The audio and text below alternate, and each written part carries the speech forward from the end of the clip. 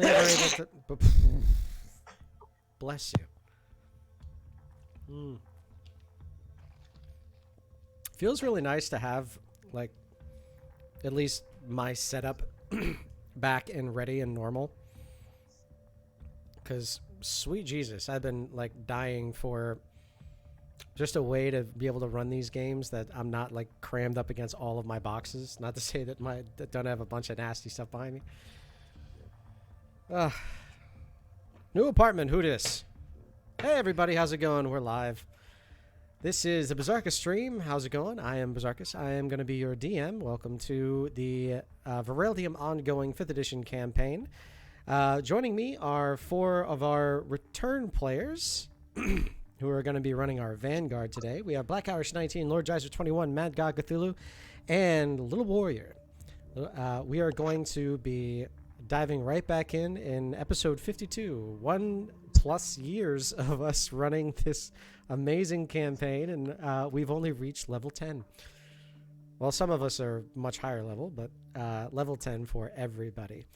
So this is a homebrew campaign. I want to let everybody else know a few things that you're going to see here. You're going to see a lot of things that are either incredibly overpowered or very strange, and you don't know where to find them in the PHB. That's normal. And it's because it's fun that way. So you can feel free to at me and send all the hates by joining our Discord right here. You're going to see the little link at the top. You're also going to see that I added this little cool widget right here, which is everybody who's going to talk to us. So you can actually see who's talking. I should have done this ages ago, but I just never figured out how to do it. And a couple other things about our stream. This is a community-based stream, so if you would like to join us and play in our Vanguard or play as the Ravenous who are going to control the monsters that provide challenges for our players, you can join us from the Discord and roll off weekly. There's also something that we do different is called it's inspiration, and we use inspiration cards. These are tarot cards. The way that they work is that the players can turn them in and reroll any dice whatsoever. They can gift them to another player, and they can reroll any dice. They can force myself or the Ravenous to reroll anything that we've just rolled, or they can tempt fate. They could say, I want to flip the card up, and whatever concept is on the other side of this card is going to affect the game at some point during the session. Some are very good, some are very bad. But either way, it's a lot of fun and a crazy amount of drama. So, with this, I'd like to introduce hang on. I remember how English works. I'm sorry. Mad was just speaking to me was just speaking Spanish a second ago, and my mind is like in translation mode. I'm seeing the 4 squares from Rosetta Stone, and they're constantly asking me which one's a sandwich. So, Black Irish 19, would you please be so kind as to introduce yourself and Maresh? Oh, hello, my friends. So glad to be back once again. I am Black Irish 19 here on Twitch, and this is Maresh, the Water Genasi Sorcerer. Now with 2 mechanical legs after going through a great sacrifice to bring back one of our fallen friends. Mm-hmm. Lord Geyser also coming back from the dead once again. Would you be so kind as to introduce yourself and Helvis? Hi, everybody. I'm Lord Geyser 21, and as Biz pointed out, back from the dead, I am Helvis. But unfortunately, I have been disarmed and have a nice new, very white, skullish complexion over half my face, because it is a skull. Surprise, surprise. Less flesh, double the content. All right, Mad God Cthulhu, would you be so kind as to introduce your character, Livia? Yes, I shall be playing Livia Darkbloom, who is a rogue / ranger. And one thing about her is that she does have a bit of a strapping belt or strap around her chest. On there, on it, it's 2 handles, something that she can use for quick shot in case of emergency. And she's also the significant other of Kingdom, the goblin magician who was brought back to life, which now looks like they share the same fate. And in Biz, I do have that second card that I would like to flip from the last game. Actually, can I? Is it too late? I just saw it. Yeah. Sorry, bud. Okay. All right. Pick a player. Oh God.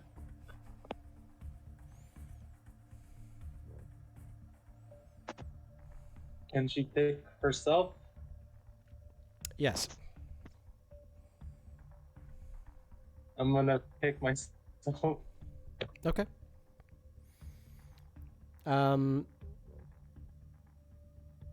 You have D10 and D8 hit dice, correct? Yes. Okay, gotcha. That's all I need to know. All right. That is Livia. And Lil Warrior, welcome back. Would you be so kind as to introduce yourself in Theron Mountain Speaker, Dulavi? As Biz said, I'm the warrior and I bring to the table Thorin Mountain Speaker Thulavi, who is a Goliath. He's very strong. Very, very strong. All right. Thank you all very, very much for joining me tonight, and thank you very much for your patience from yesterday. I just simply didn't have enough time, and also well, it's getting closer to the holidays, and you know how all that goes. So, I'd like to start off by recapping our last session. Oh, I totally forgot. You who are watching our streams can actually contribute to the caravan and to the main game live. You'll notice at the bottom right-hand corner of your screen, underneath the chat box, little purple bubbles. Those are going to constantly accrue as the stream happens. We call those trouble bubbles. You turn those in and you can gift the caravan wealth, supplies, weapons, food. After I get to this point, I always forget what I put in there. You can send the archers so that it's a volley of arrows. You can send a free fireball that affects everybody. You could send a healing yodel, which is 1d4 of healing, which keeps a lot of our players alive. Or you could send a inspiration card to one of our players as well to just have some fun with it. So, with that, let me recap our last session. In our last session, our 51st Vanguard went to the very top of the obelisk of Feldin's Berth in order to be able to recover the remains of the fallen Caravanneers. As you went up there, each one of you went through one of the portals that was created at the very, very top. As you did, you all fought what appear to be shadow versions of your friends. As you fought, or as you broke through their shells in many other ways other than violence, you were able to rescue them, and you were able to bring them back. As you did so, the members of your party who were able to cast Raise Dead were able to start a ritual in order to be able to resurrect your friends. Some of them gave massive sacrifices, but all the players were resurrected. All of the characters were resurrected. That being said, it came at a heavy price. Some players have many of their stats reduced. Some players are missing limbs. Some players have different parts of their body that is unfortunately far damaged and may not be able to get back. That being said, we were going to get started with the beginning of the end of Feldin's Berth. As each one of the Caravanneers get back to the Bloody Bloody's mansion, they get themselves a very well-needed day off. It seems that they are doing better than my internet connection right now. It seems that the fatigue of everything that they have gone through is now starting to wear off. The threat of the Amiri Confederacy has been removed.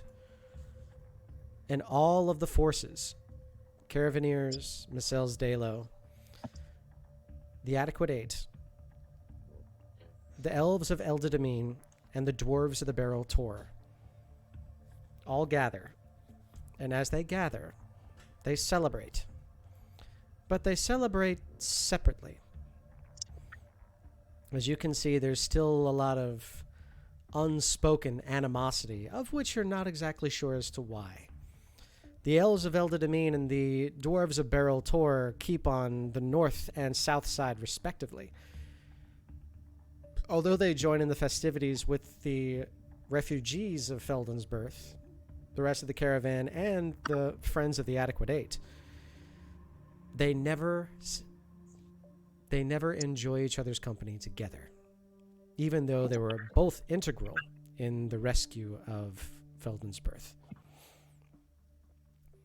As you all are showered with gifts, and as you are given incredible praise from Micelles Dalo, from the Adequate Eight, from Dominic Feldin himself, and from Gabrielle, his wife, whom you had rescued from a hostage situation. The party now gathers themselves for another reason. Halvis is missing his arm, and he believes he may know where it is. In the midst of the fight in front of the church where the resistance had holed up, most of the debris has not been sifted through. And if Nobtoast had taken Halvis's arm there, which he did, there's a very good chance it's still there. As the 52nd Vanguard gets themselves ready, the rest of the caravan enjoys the festivities while getting the expedition ready for its journey to Eldid'Amin. It begins by ferrying those over to Eldid'Amin slowly, bit by bit. The journey itself only takes about a day. This is the beginning of that journey. Halvis, Theron, Maresh, Livia, you're inside the Bloody Bloody's mansion. Is there anything you wish to do at this time?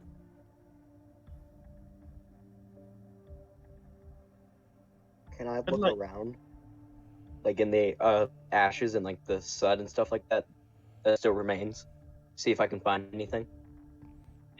Sure.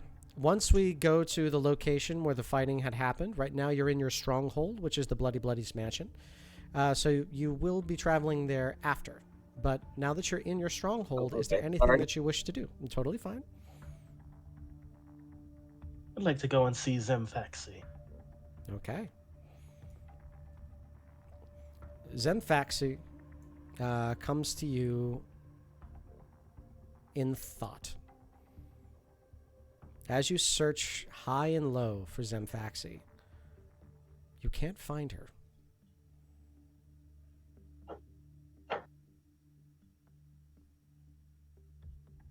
The image of Zemfaxi is in your mind.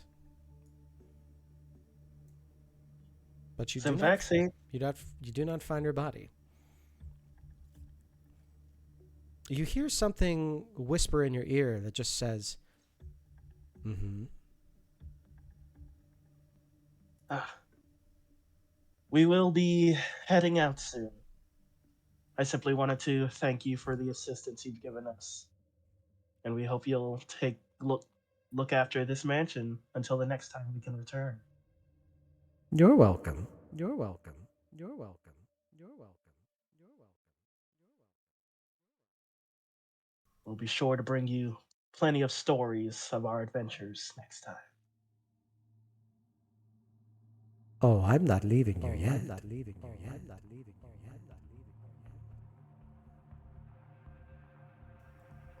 And you feel kind of a chill running up your spine, like somebody ran their finger right up.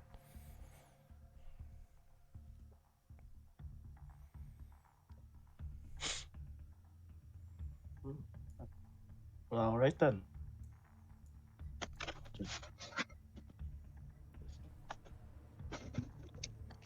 Is there anybody else who wishes to do something in the mansion? Is there question? Mm-hmm. Is there any like places to cook? Because I want to make stuff for the people that are still here, for, like the journey and stuff. Oh, absolutely. You have a massive kitchen. And a massive larder. Thorin may be dumber than a box of rocks, but he is very not uncompassionate. Okay. Roll me a performance check, because I feel like cooking is a performance. Okay. I thought you were gonna say survival. Depends on how bad you want to cook.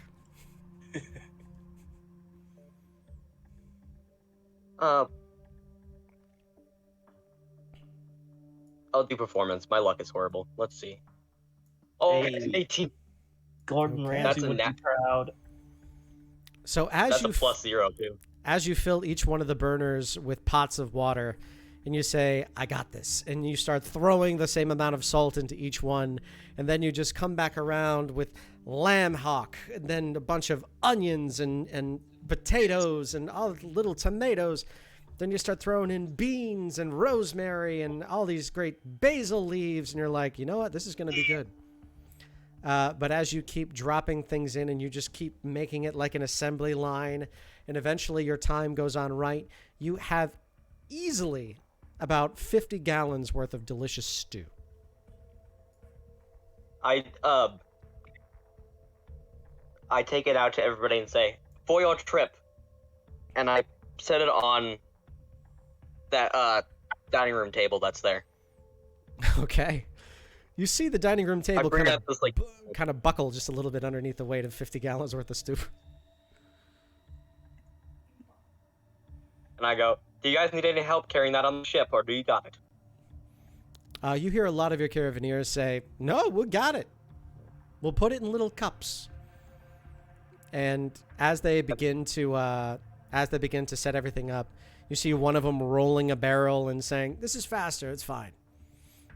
As they start filling up the barrel full of your delicious smelling stew, you're going to get a card of inspiration for being so nice.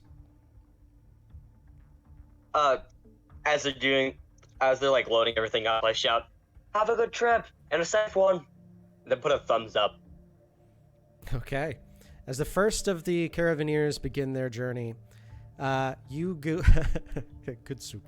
As the first of the caravaneers begin their journey, you see that they all go across onto the expedition, and each one of them appearing to be just a little bit slower, knowing that they're full of your delicious soup. So, Theron, you're going to get a card of inspiration for doing something so nice. And would anybody else like to do anything before we head out?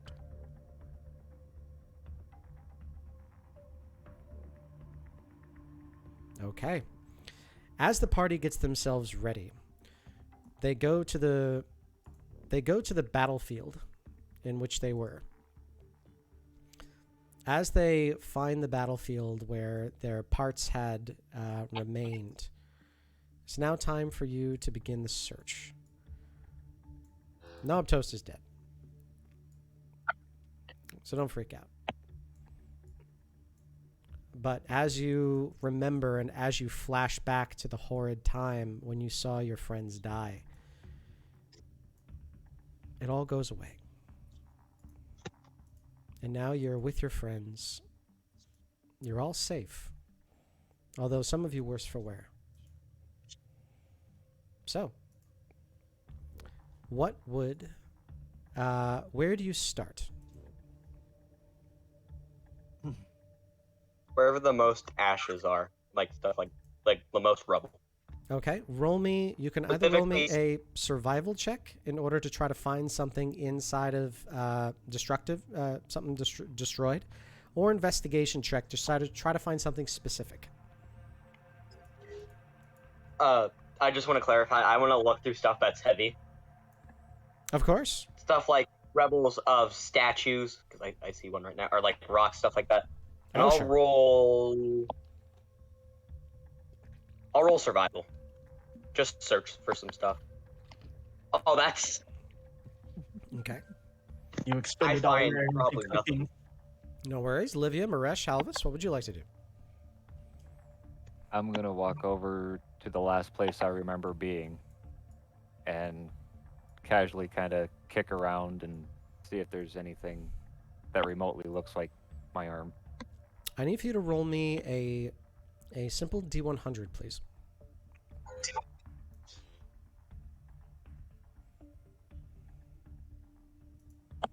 Did you roll higher or lower than me? I rolled higher. You feel the spot on your arm, the arm that remains, begin to throb and pulse. It's as you're walking in this direction.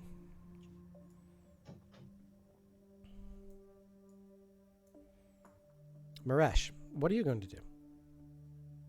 I will search around here through the grass and the brush. Perception check or investigation check, whichever is best for you.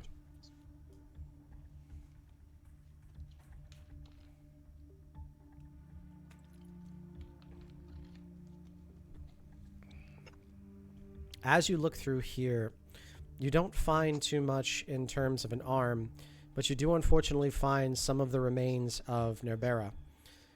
However, as you're looking through, you also notice something that looks like a coat of arms or some kind of crest. I'll pick it up and excuse me. Bless you. I'll pick it up and can I do a history check to see if I recognize? Roll me a history check.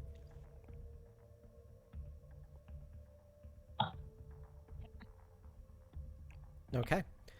As you pick this up and as you look at it, you notice it and you recognize it because Nerbera wore it all the time.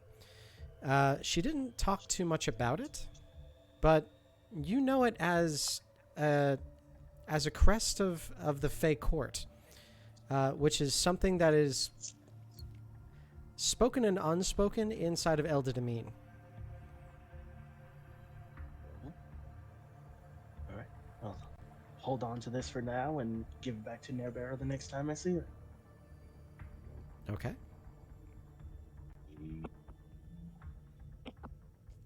All right. Livia, is there anything you would like to do at this moment? I'll walk over to Alvius and try and help him search for his arm. Okay. Halvis, you will have advantage on any of the rolls that come up. Halvis, as you're looking in this direction from where you moved to, you notice that this corner door here has been shattered open from a lot of the fighting that happened previously. Inside, you see a very destroyed bank. It looks like it might have been a repository.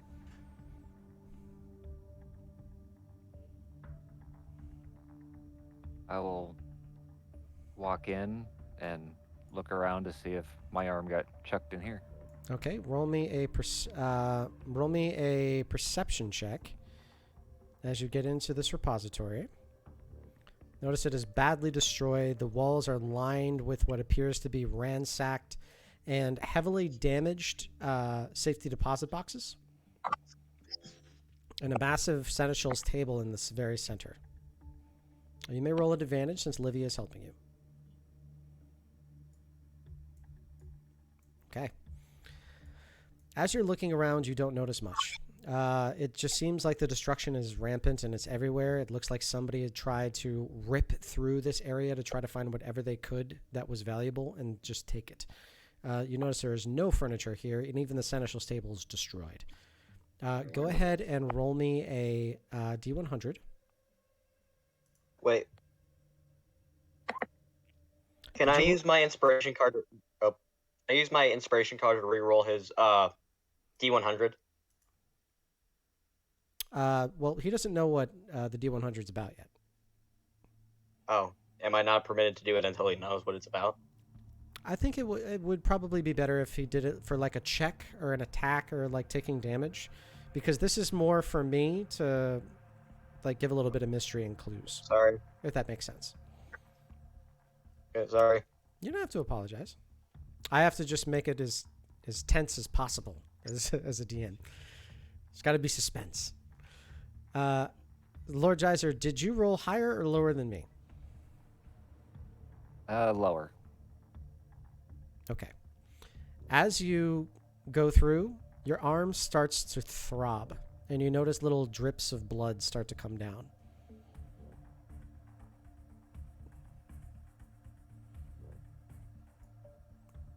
As the blood drops, you notice that it's starting to roll. The drops of blood begin to roll and flow towards the table.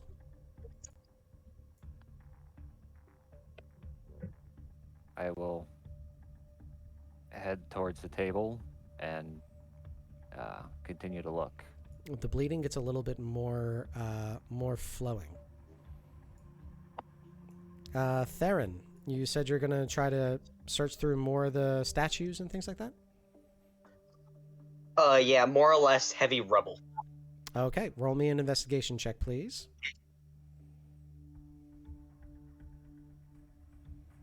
Okay. Okay. Why are my rolls so bad? You're looking at this massive statue that has been destroyed, Wait. and as you're... Okay, Can I re-roll that? Use my inspiration. sure.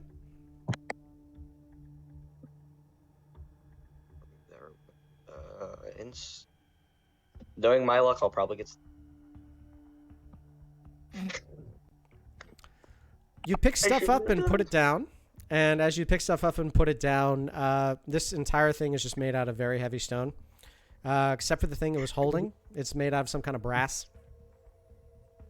Kind of tingles when you touch it. Can I take it? Sure. Okay, I grab the item that it's holding and rip it out. You rip it out of its hands. It's long and pointy. It's long and pointy. I'm going to use it as a weapon. You got it.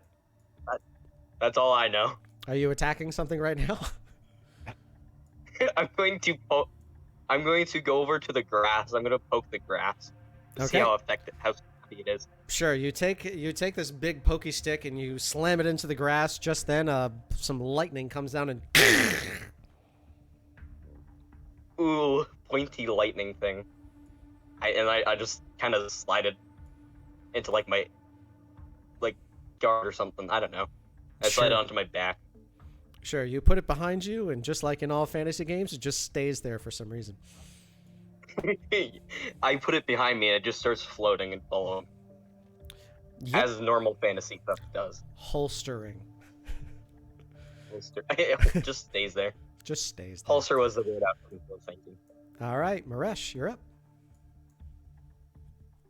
What would you like to do?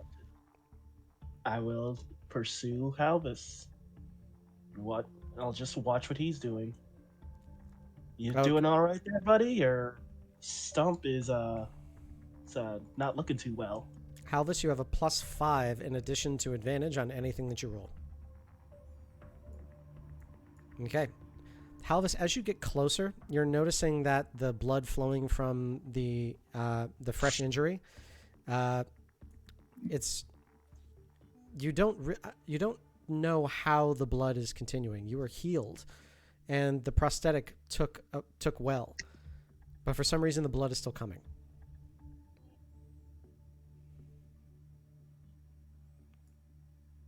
What are you going to do?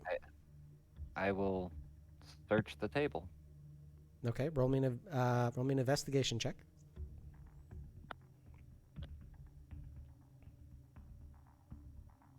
So would it be what, 31? Yep.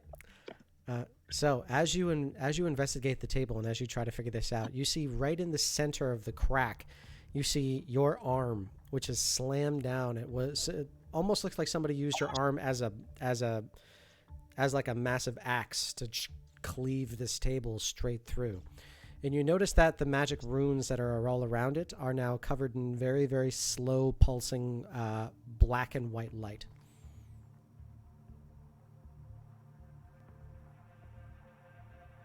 I What? grab my arm. Okay. You grab your arm, and the moment that you grab it, you can feel your own hands touching this severed arm.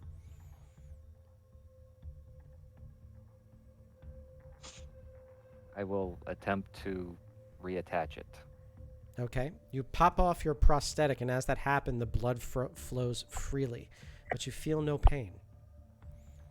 As you take your arm and you slam it in there, for a second, it feels as though you're simply just hitting onto the healed stump. But then you feel the searing pain of 1,000 cuts as the flesh opens up and swallows your arm whole, sucking it into itself. As that happens, you are going to take 30 points of slashing damage.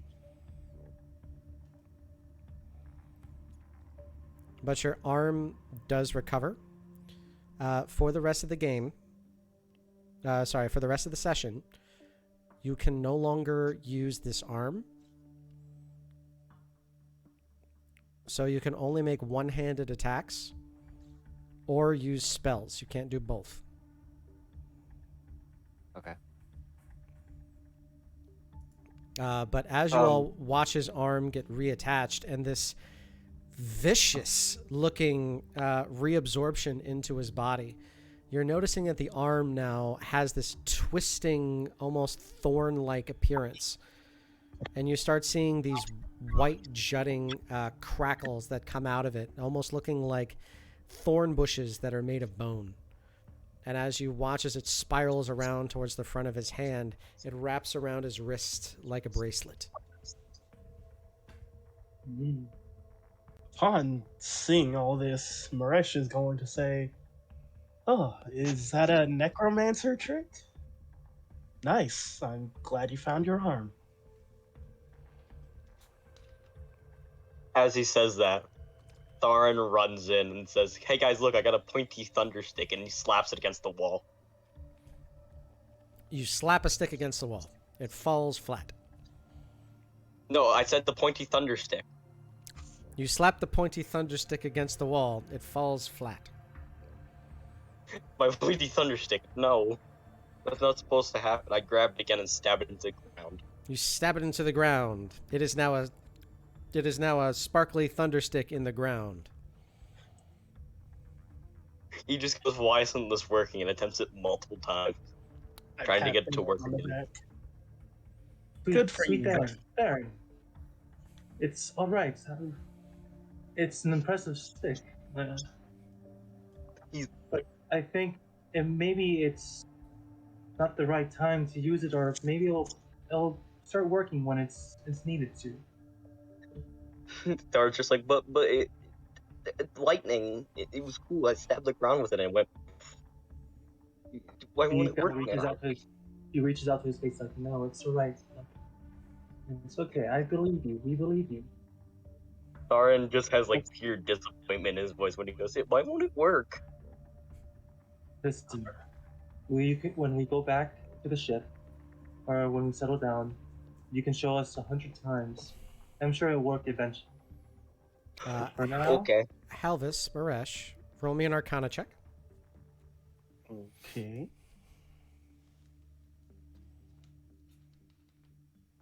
Okay. Maresh, Halvis, you've seen a weapon like this before. This is a javelin of lightning. It only has one charge. So if he used the charge already, it's most likely just used up and they need to charge it again. Theron, my Still friend. attempting it. Theron, my What? friend. I place a hand on his shoulder. I know What this did it work? weapon. You just need to give it a day. You'll be able to use it again tomorrow. Sure. Magic eyes, is like- very temperamental. His voice just sounds like joy. It will? I'm sure of it. And if not, we can Yes. find a way to give it its spark back, as it were. He's just like, yes. And he raises it to the air, like, triumphantly. See, my sweet Theron, all you had to do was be patient. As he raises the javelin into the air, Maresh, your hair starts to go on end just a little bit. You can feel the static electricity coming in. Look, I'm doing. He's just like, look. It even stabs in the air. It's very effective. It is making your hair go up just a little bit, but it's working. Good for you, buddy. So with that, Then you it all just have. goes, anyways. Sorry. So Put with it that, back. you all Just have what you found Halvis's arm. Is there anything else you wish to do in this area? Can I search one of the houses? One Sure. of these buildings? Absolutely. Which one do you want to search? Oh, that's the wrong character. I should not be reading that one. What was it? I'll search this one down here. Theron, don't go too far by yourself now. Does he look like a... It's just like, and then Tharn got attacked by vicious wolves and died I mean, you for said going it. off alone. Someone should go with Oh him. no. I'll keep an eye on him. Why do I even open my mouth? As you open the door into the dilapidated house, you see that it is completely destroyed and all furniture inside has been ransacked. This is nothing but walls and destroyed floors.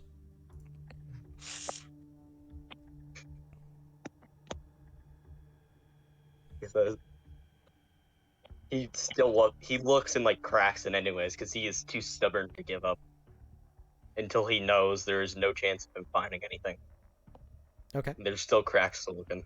Okay. You actually find that there's a little bit of a root cellar underneath this place. So as you look into the cracks, you slip down, fall about 5 feet, and start realizing, oh, there's food down here.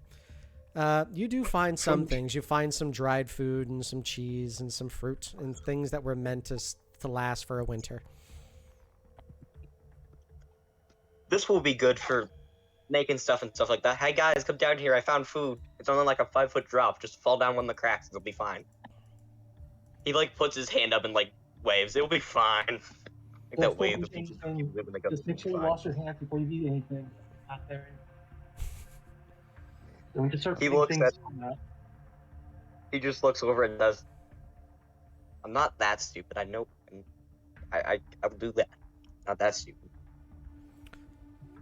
That was kind of rude. I'm sorry. As you squirt down a little bit of hand sanitizer for him to make sure his hands are nice and clean, you all dive into a little bit of the food. And as you dive into a little bit of it, you look around and notice that this is probably enough for at least 1 unit of traveling food. You all have gathered 1 unit of traveling food for the caravan. Let's go. All right. It's good because we're about to use the last that we had. That's very true. And Tharin says proudly, "I found something." Yes. And that is all. As the smell of ozone and fresh lightning travels behind him. He's just like full of pure joy because he helped in some way, shape, or form. So, is there anything else that you all wish to do in this area? Olivia, Maresh, Halvis? Maybe we should try and explore the other building and see what else is in here. Sure.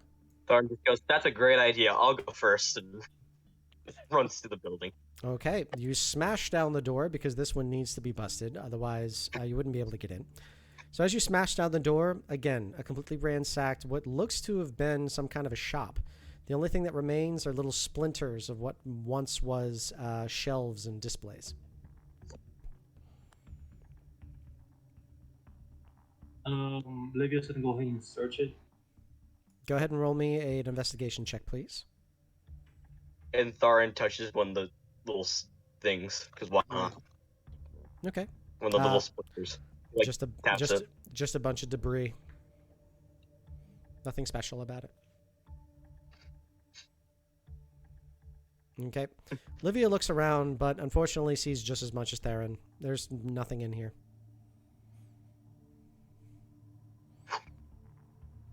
You're starting to realize that the invaders that were here were extrememely thorough.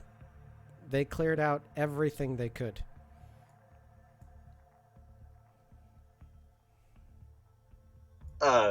Thorn walks out and goes to the other, like, big building. There's, like, another big building there that makes up, like, a crap ton of it. Like, the bottom. Okay. Where's that? It's right... What is happening with my D&D beyond? Hold on a sec. No worries. It's, like, right next to the shop. Right there. Yeah. Mhm. As you all continue to search through, I you're thought it was- finding... It's two separate buildings. As you're all considering to search through, you're trying to find anything that you can that would be useful.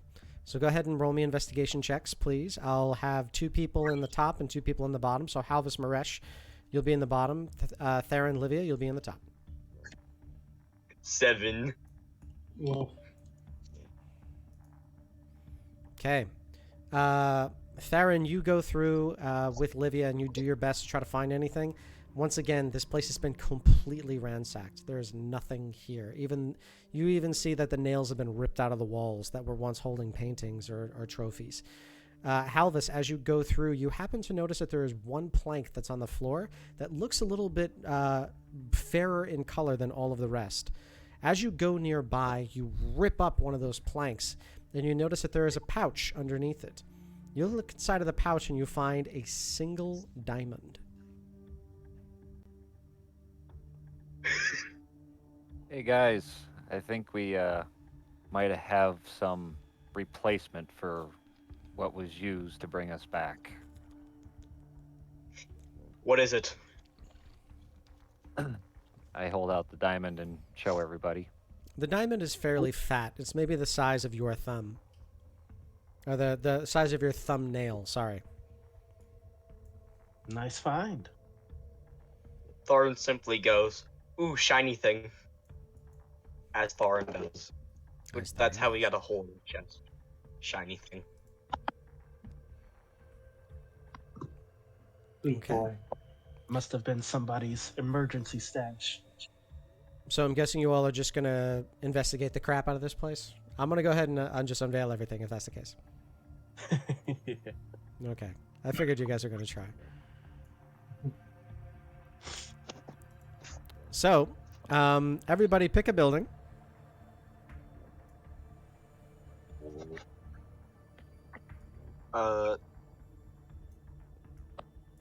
I'm going to outline the I will ones look. that are revealed, and these are going to be which ones you may or may not find something.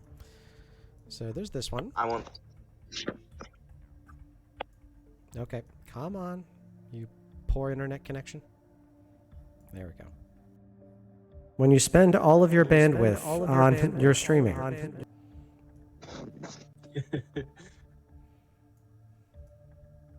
all I want to do is draw lines, man. Okay. There's that. Maresh, Livia, Theron, and Halvis. Go ahead and roll me an investigation check, please.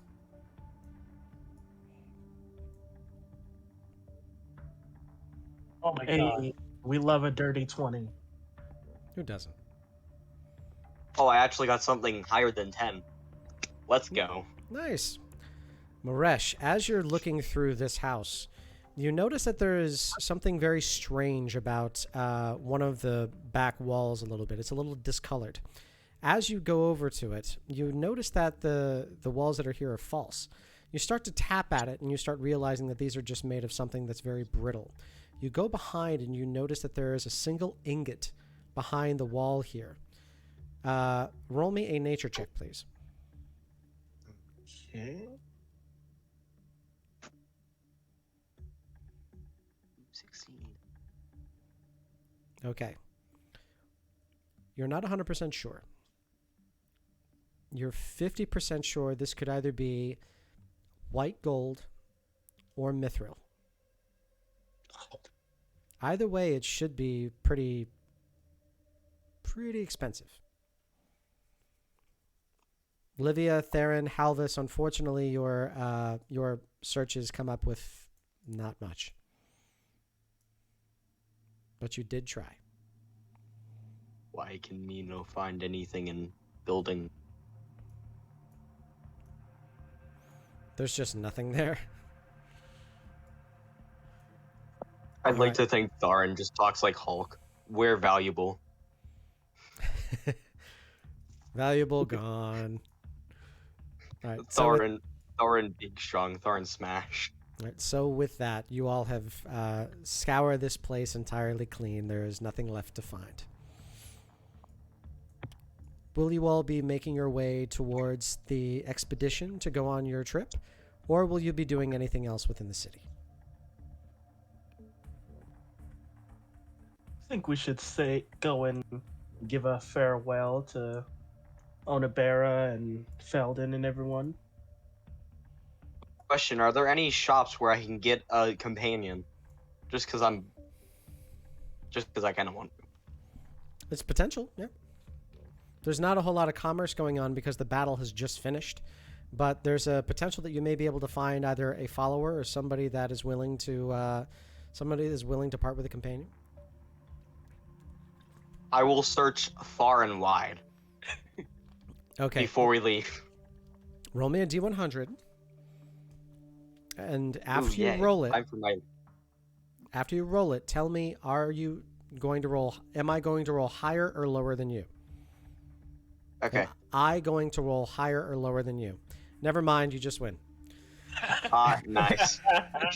No. Nice. 69. It's the one rule that my wife said is if that number ever shows up, I have to just award whatever they want. You got it. 69. Nice. Yeah. So, as you go through, you just happen to find a traveling pet salesman. Just happens to be there. Totally normal in Battlefield Aftermath. Going through with a very, very sparkly looking cart, lots of growls and lots of snarls and lots of hoots and hollers coming from what appears to be a train of cat carriers. So as you look through, this very fat, boisterous, very round gentleman looks over and notices you looking with very wide eyes and a very loose purse. So, says, "You, big man! Hello! Can I interest you in Hello. maybe something that I have in my cart?" Yes, you can. What do you have? "I have a little phoenix. Look at him. He is so healthy. He's gonna be around for many, many, many, many hundreds of years, and he will always be by your side. Look at you. Look at you. Look at you."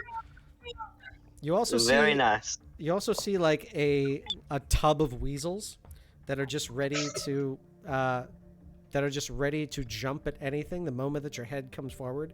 You just hear them squeal and squeak and lunge for your face, but there seems to be something that's keeping them down, almost like a little rubber trampoline that as they're jumping at you, they're just boing and jumped back down. You notice that there's a dog that keeps kind of clicking and clicking and clicking, and every time that he clicks, you swear that he disappears for just a second, and then he comes right back to where he was, and you feel like you're hallucinating, or there's some kind of a trick. But there's a dog who's probably medium-sized that just keeps just flashing and jumping from place to place. I look at him and I say, how much is the phoenix and the dog?" "Oh, you want both? No worries. I'll give you a discount. 35 gold. One second.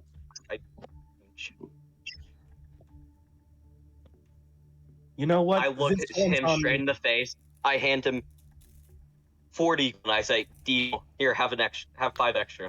Ooh, I'll give you some food and a cage for that. Perfect. You can take the cage that they're in, and I'll give you some great food. Here you go." And he slams down a big sack. And as he slams down the sack, you notice that there's just like a white powder that seems to come out a little bit from each side.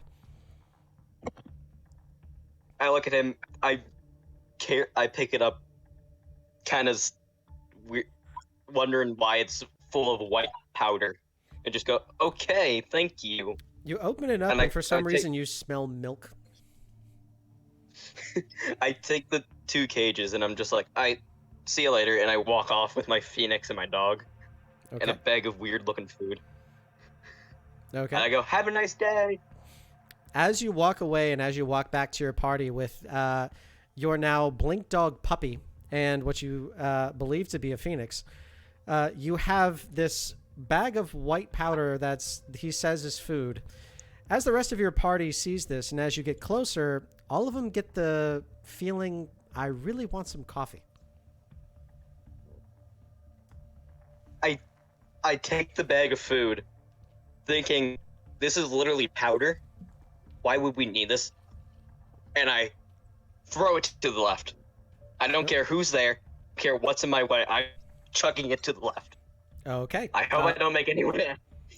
Roll me a d4. Maresh, you're 1. Halvis, you're 2. Livia, you're 3. Who's to my left? Let's find out today. Eeny, meeny, miny. Livia, Yeah. you get a face full of this powder, and the moment that it slams into you, it just whoosh.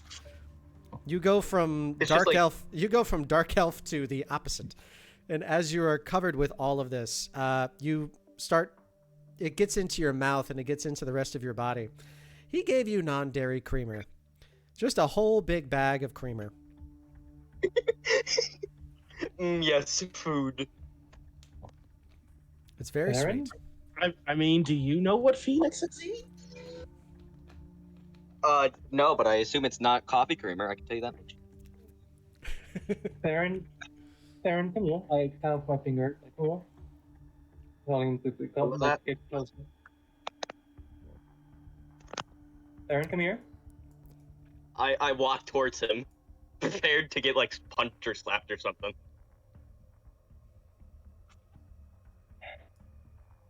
I'm not mad. I'm disappointed that you didn't take into consideration other people.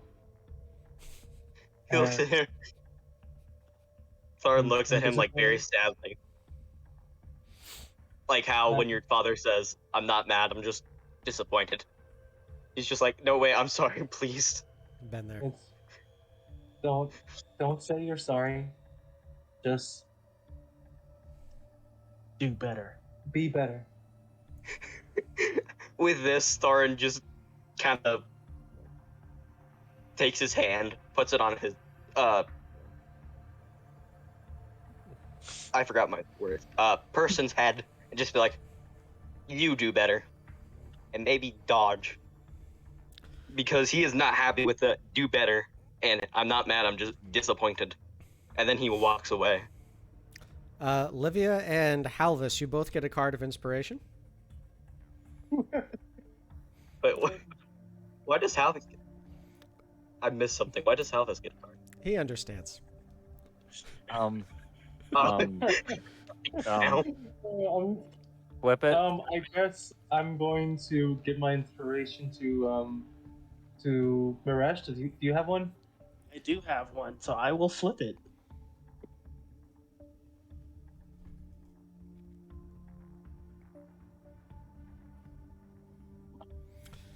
Maresh, you start watching as Livia begins to clean off all of this non-dairy creamer, and you notice that the Phoenix, quote unquote, is starting to copy everything that Livia is doing.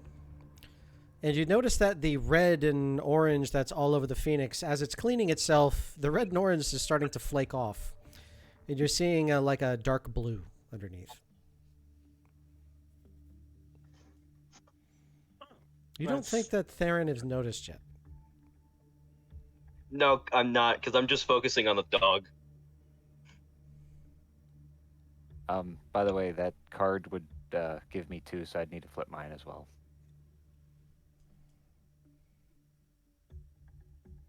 What level spellcaster are you? Like what level spells I can cast? Yes. 7th. Roll me a d8.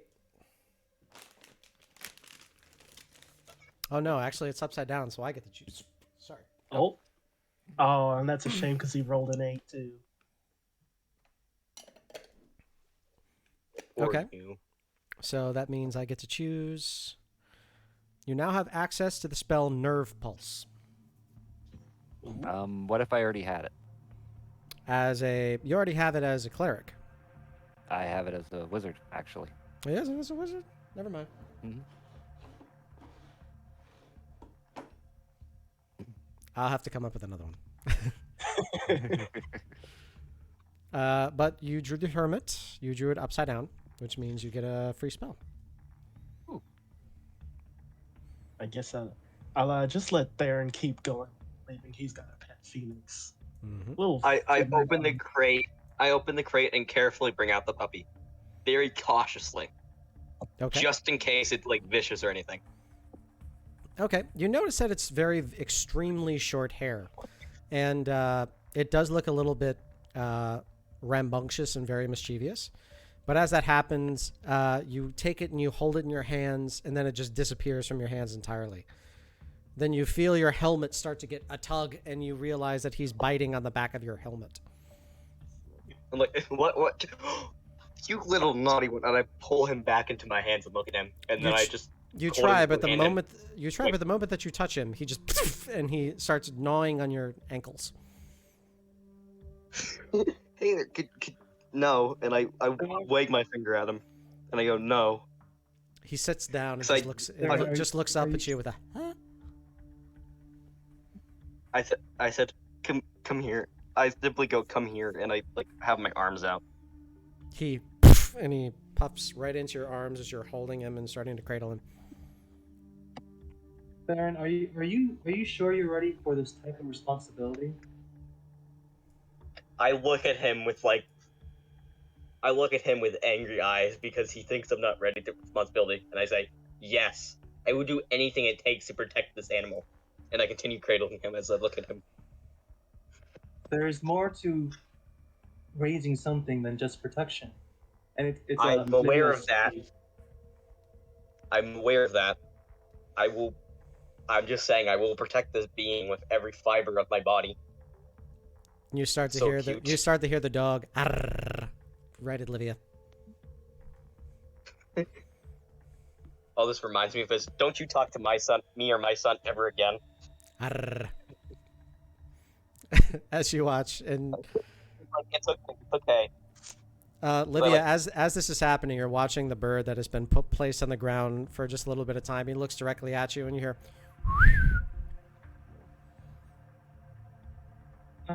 Are you sure that's what you bought, Baron?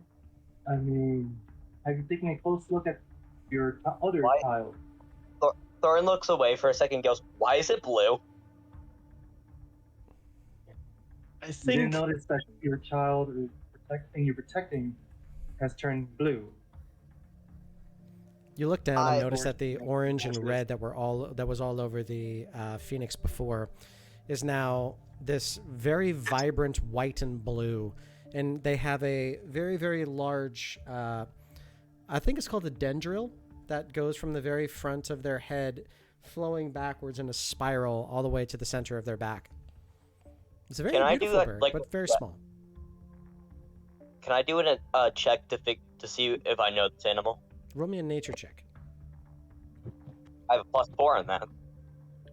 11. God dang it. Okay. So as you take a look at this bird, you have seen them before because back where your tribe is from, you used to use them as sort of like teachers.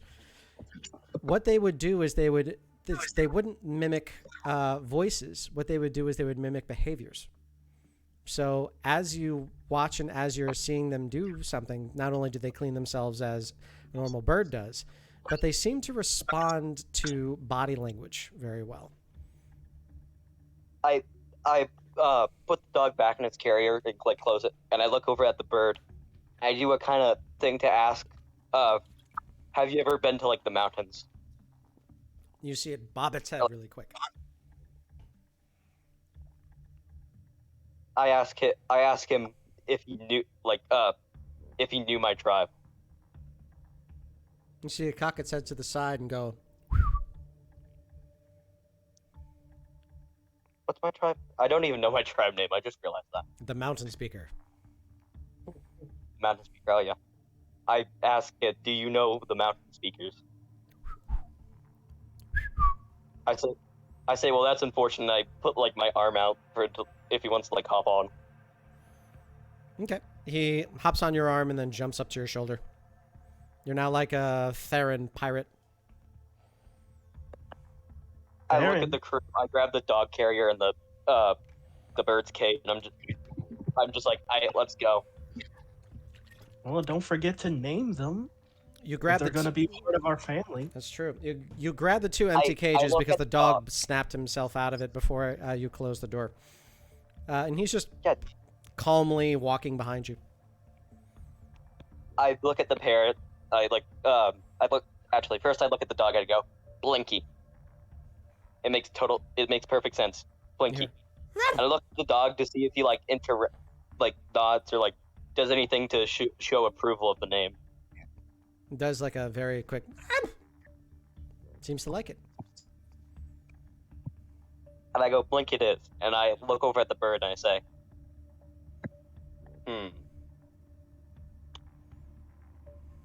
Silver. You watch as their one wing goes from up to. As in like a aye aye captain type thing. Looks like it. I say, okay, Silver it is. And as we do this, I scoop up Blinky since he escaped his crate. Okay. Now that the pets, Silver and Blinky, are a part of the party, is there anything else anybody would like to do while still in the city? Oh wait, yeah, I would like to look for any like places where I can get food for these guys.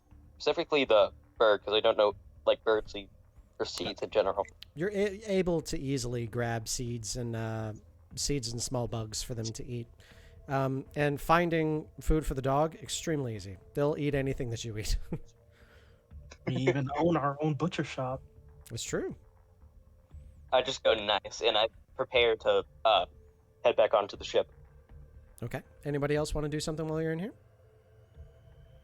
Like I said, just go and see Sergeant Onabera and Dominic and everyone and say goodbye. Okay. I'm gonna go to the bathroom real quick. Okay. As you go to the church and as you go inside, you notice that it's almost empty. The only thing that you do see is Sergeant Onabera and her direct lieutenants. You notice that Sergeant Onabera took some severe injuries from this, and you see that she's currently under the care of multiple chirurgeons, but she is conscious. And as they are both casting and doing their best to try to heal her as well as possible, you can see that her wounds are grievous. Though she will survive, she's not going to be the same. You notice that a lot of her lieutenants are in the same state, but she does have a joy across her face and a relief. She says, "Caravan, hi. Sorry I can't jump up and give you a hug." No, it's quite all right. We just thought it only right to come and see you all before we head out. Now that the battle's gone, we've got some more leads we need to pursue. I appreciate that. I'd ask for you one last favor. As a friend, not as the sergeant. Would you listen to me? Thank you. Tazahazar and his group, the last we saw them is when they went searching for aid. I'm sorry, but I do not know where they went. But I know they're okay. If anyone could survive this, it's them. Look out for them. If you can find them, just let me know they're safe. We'll keep our ears to the ground, despite being in an airship. I appreciate it. And I give you my eternal thanks. I wanted to give you something. Over on the warboard, you'll see a scroll tube. Would you be so kind as to get it for me? Of course. I'll walk over and grab it. Okay, you get it, and as you take a look at it, it's a very ornate-looking scroll tube. You see a large, what appears to be a crest of 5 hands of 5 different races of people, all clasping in friendship, all surrounded by olive branches. As you come by, you notice a smell of cherry. It's something that is very distinct to you. And as you look at the very top of it, you notice the large letter U. As you think about it, this looks like sort of like a heraldic ring or some kind of crested ring. You can't really tell from who, though. But you know that it must be something important. You bring it over to the sergeant, and she tries to lift her hand, but you see now that it's been casted over fairly toughly. You know that she won't be able to open it. She says, "Just twist it on the top and press the U down. It's a trick." I will do as she instructs. It's extremely difficult for you to get it done, and it's a little bit embarrassing because at some point you're actually getting help from everyone else. But eventually you're able to figure out the secret of how to twist this open. As you open this up, you find what appears to be a blank map. This map has the compass rose on the very bottom, and it has what appears to be a border around all of it. But the interior is blank. And she says, "One time per day, you can ask it to give you information of somewhere that is known to someone who still lives, and it will get it for you. Anywhere that is ancient or that was made naturally will not appear, but anywhere that is built and someone has seen it, it will reveal to you what it knows." Oh my. It's something truly precious. Are you sure we could take this? "It was mine when I was an adventurer. Now it's yours. Please take it." We will take it with gratitude. Sergeant Onabera gifts you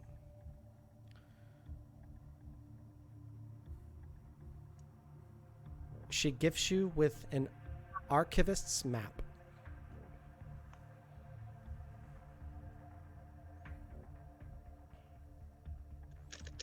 So what this does is once per day, you're able to ask this map to show you the outline of a current location. You'll be able to see what the location looks like just by sort of like a ground plan, but nothing inside, and only if somebody who is still living has seen it. They're only able to give you the information that they know, but if it's a natural formation or if nobody is still alive, including undeath, if nobody is still alive that has seen it before, then it won't show anything. Does it still expend its once a day charge if it doesn't show anything? It does. Okay.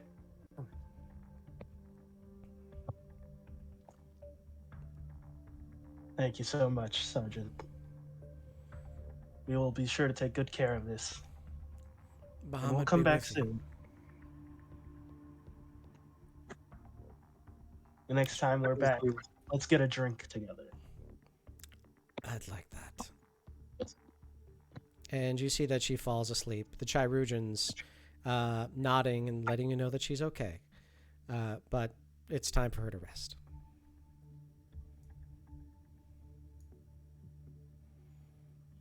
Is there anything else you wish to do?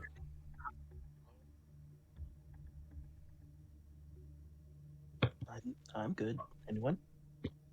Can I leave something that I have for the sergeant? What would you like to leave? Hold on, let me look what I got. Okay. While Theron looks for that. Okay, if you know what it is. Wait, I have a quick question. What type of weapons does she like fight when she fights? What does she use?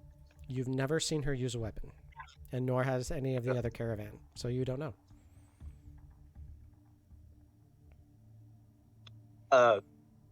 Since it's a thought that matters, I have like just a normal battle axe in my inventory.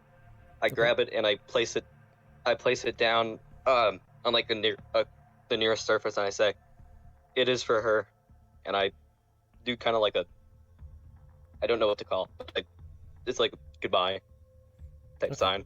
You give her the sign for a solemn salute, and you leave your battle axe in a place with her personal belongings.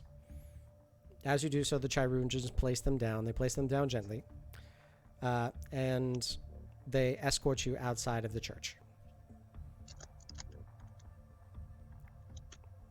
Last call for anything in Feldin's Berth before we move on.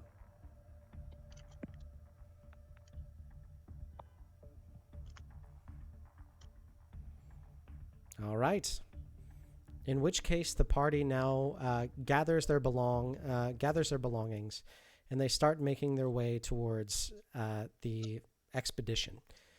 As they make their way towards the expedition, it is a beautiful day outside.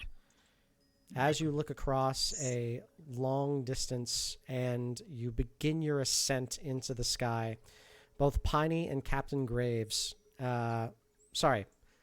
First Mate Graves, Piney is the captain, as you all soar into the sky, you all are now over a beautiful clouded starscape. As you look down towards all that you see before, Feldin's Berth, although in ruins, is now just smoldering. You see people out celebrating. You hear the cheers. You hear the sounds of merriment and happiness out there. You see people burying their dead. You see them looking through the ramshackle of their old homes. As you look down, you also notice that the armies of Eldid'Amin and of Bereldium are beginning to split, except for one. You notice a detachment of flag bearers that all seem to be heading towards Eldid'Amin. Those from Massel's Dalo, those from Bereldium, and those from Feldin's Berth. Each one seemed to be carrying a flag of their own and seemed to be in a very specific formation, all of which are giving each other a wide berth. This is very odd to see from the air. But as you're looking across, knowing that you're most likely going to get there first, you figure that this might be a good time for you to try to come up with a strategy to get ahead of the gossip that you know is going to be coming your way. As members of the caravan and as heroes to Feldin's Berth, there's a great deal that you could do in order to give yourself a little bit of a head up in the statecraft that happens in town. Piney and Graves are well watered and well taken care of in order to make things happen for you. With a simple command shouting back to them, they can help you with whatever you need to do, such as, please steer right, please steer left, go higher up, go lower down to the ground. So, for the sake of anything, if you need to speak to them, I would consider that a simple command, unless you wish to speak with them. As you're on the ship, the Bulgine Globe is currently activated with two separate spells. The first spell is Long Strider. The second spell is Fly. So therefore, you're able to get a lot of distance, but not as much active height. So with that, as you all are flying through the beautiful sky, is there anything that you wish to do while on the expedition?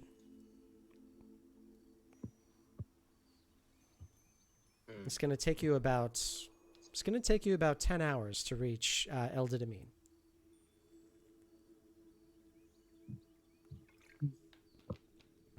So I'd be I kinda-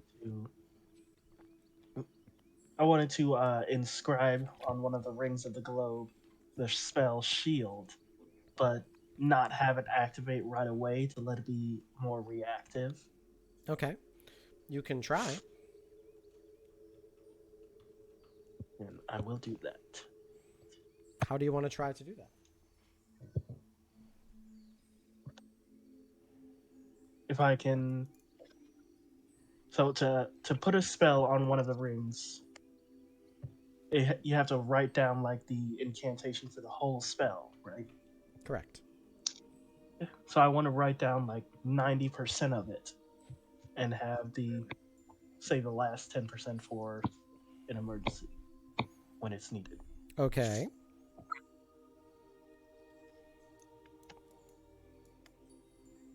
I think my mouse just exploded.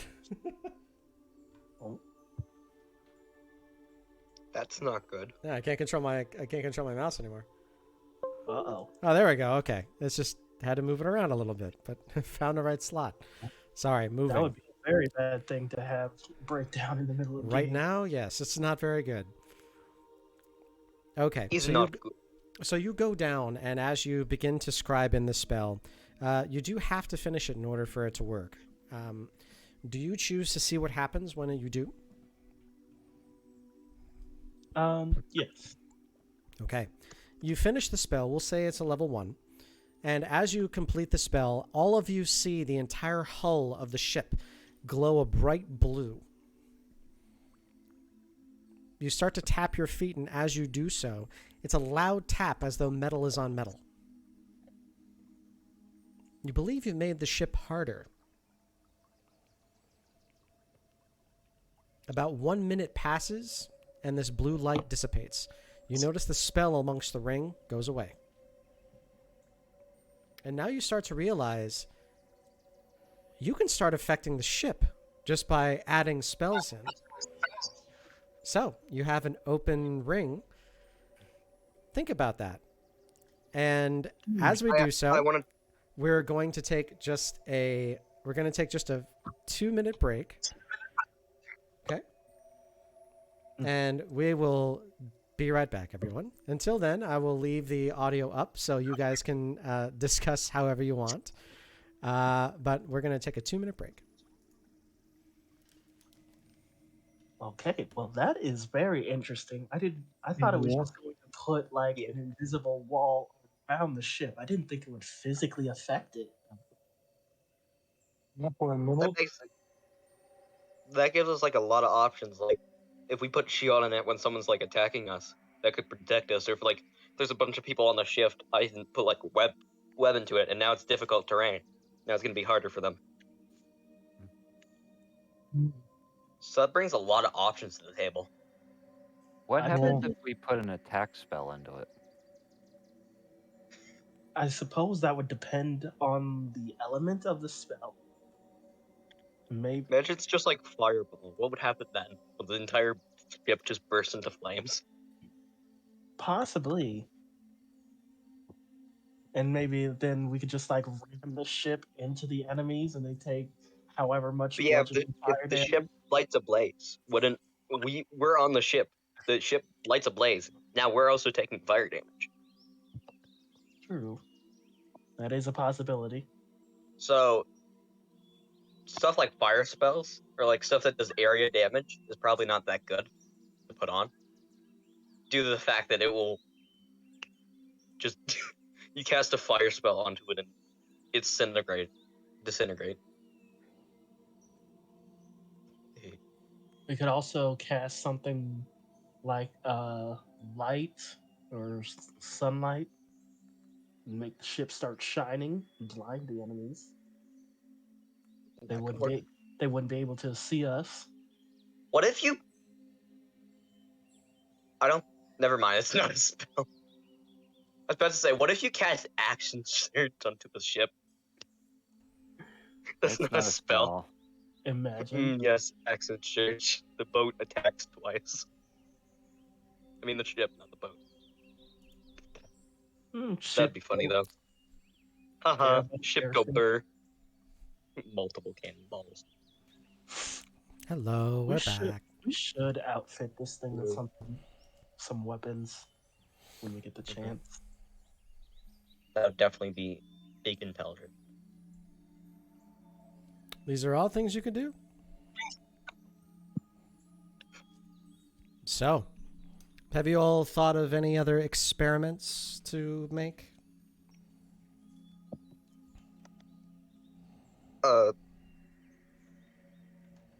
Is there a way that we could get just any safe ground in case this were to say burst ablaze?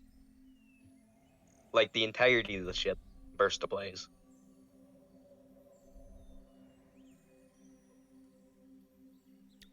You could tell Piney and Graves to bring the ship down to a lower altitude.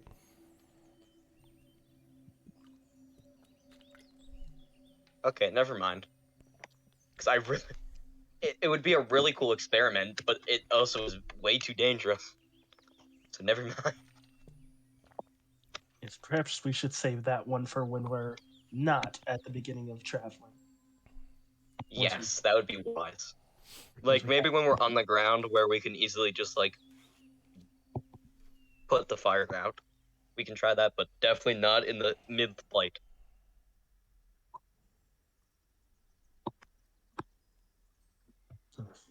So, I suppose I'll stay in the hull of the ship, ready to I do scribe shield in case something attacks us. I do want to try something real quick. I go up to it and I scribe web into it. Okay. You scribe web into it. As you finish with that spell, what level is web? The one I have. The one I have is 2nd level. 2? 2nd? Yes. Okay. Dos. So as you scribe web into it, you feel the entirety of the ship start to lurch forward just a little bit. And the rest of you who are on top, notice that all across the ship there is this spindly thread that seems to be coming out. You notice that all through the wood it seems to be spraying.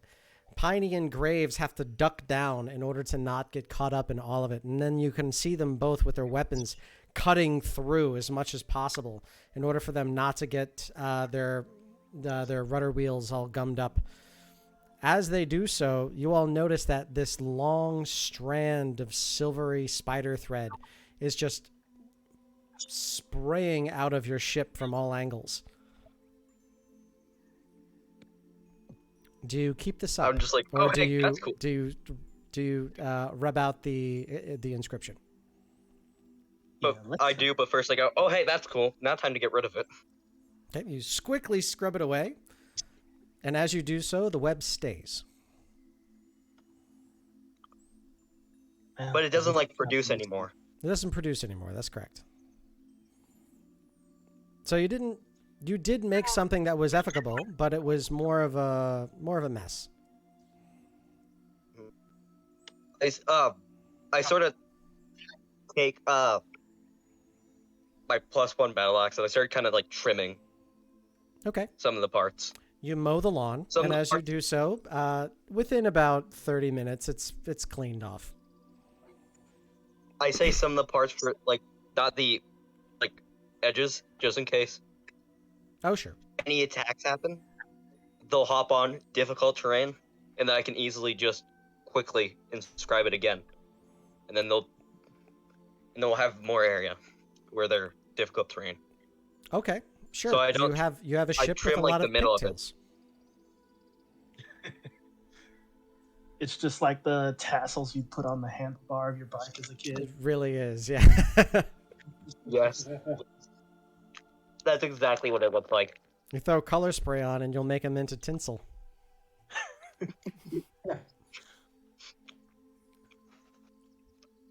That's a good idea. When I get color spray, I'm gonna make this all into tinsel. Nice. After about I'm another gonna do it 30 again and make minutes, this- after about another 30 minutes, you start noticing that the web strands start falling off as they seem to be dissolving. In that case, I just go, oh, okay, and I just trim it all off. Okay, you do so. Any other experiments? Yeah, I have another one. Go for My it. What do you own want to other do? spell. Go for it. I get full on prepared to wipe it off, and I cast. I think it's pronounced Fairy Fire at second level. Fairy I get ready to Fire. pass, Gotcha. take it off. Okay. As you cast Fairy Fire, all of you all notice that the ship lights with this purple simple flame. If you've ever seen alcohol burn, it's like a bluish, very gentle flame that goes very, very, very softly. You notice this all throughout the ship, including going across your own bodies. You feel no heat, but you notice every nook and cranny, even the places you didn't realize were there. All of the hiding spots of the ship are now very clearly revealed, as this makes sort of like a cell-shaded look across your eyes as you're looking throughout the entire ship. That's good to know, specifically the hiding spots. That's really good to know. Okay, I wipe it off now. Okay, you wipe it off. And I have one final experiment. Okay. I cast the I inscribe the cantrip Mage Hand onto it. Mage Hand. Got it. Okay. Because what the heck will that do to our ship? A giant hand. You inscribe Mage Hand, and as you do, it stays there for about 5 seconds, and then it goes away. So it does literally nothing. Doesn't seem to. I try it again and make sure I'm observing to see if it literally did anything at all. You try it one more time. Same thing. And then I just go, that's interesting. And they're all my experiments. I went through literally all my spells. Okay. Anybody else? I tested mine. All right. Not but 30 seconds after the fairy fire goes out, you all hear a "Ah!" from a very, very far distance. Maresh, Halvis, Livia, Theron. Theron at disadvantage. The rest of you, just a normal roll. Perception checks, please.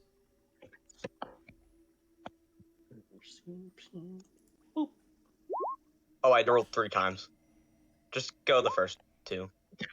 No worries, I'm just going to take the first. I have no clue. I don't see anything. Oops. I rolled on the wrong sheet. Oh, you rolled on his? Okay. Well, you Yeah, still I rolled rolled you on still rolled a natural 20, and that's all luck. So I'm going to give that to you. So as you all are looking about and watching as Theron does his and trying to see what happens to the ship.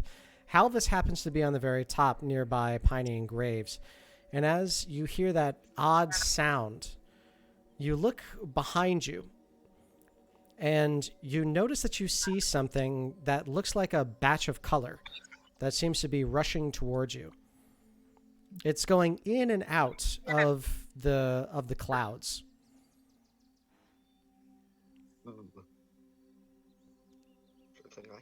Sure that I cannot see this. You would technically be inside of the hull, so Halvis is the one who would be seeing this. So Halvis, what I said that's what I said. I'm sure glad I can't see this. Ah, gotcha. I misheard. My fault. It's okay. Halvis, what you doing? I hollered to everybody, to the deck. There's something following us.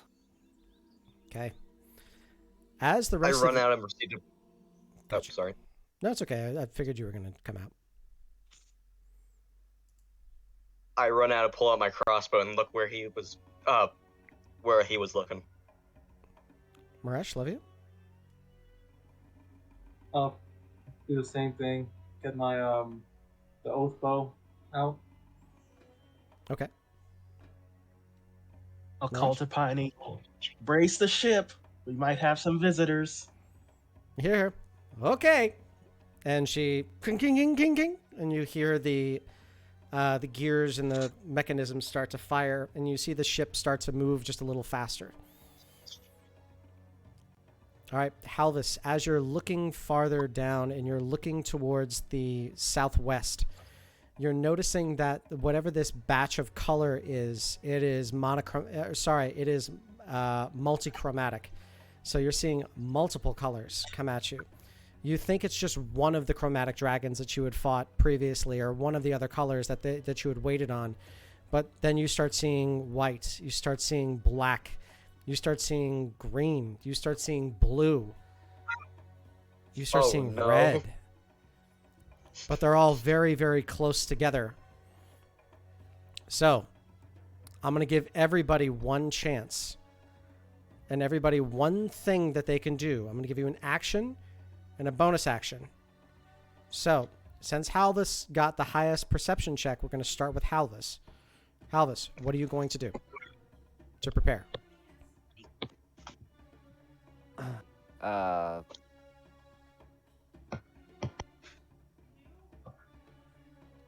First, I am going to chug a greater healing potion. Okay. That's 4d4 plus 4. thank you.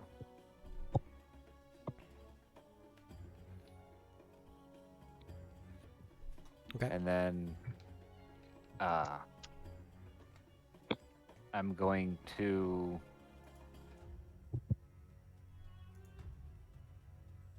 grab the Staff of Power and trying to find. I'm going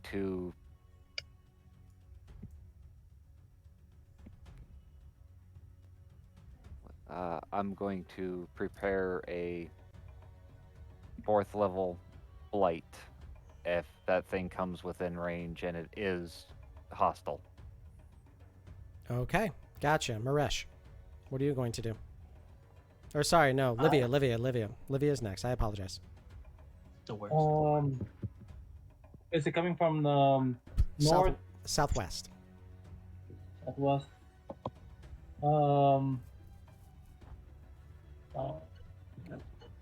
Livia's gonna go over here and going to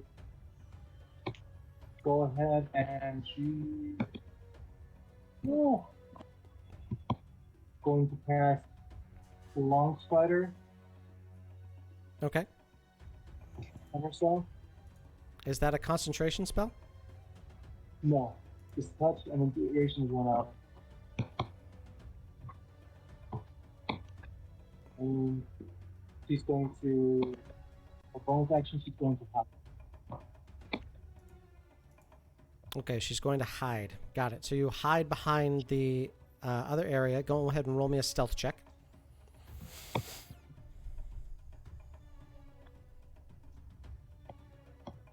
24. Gotcha.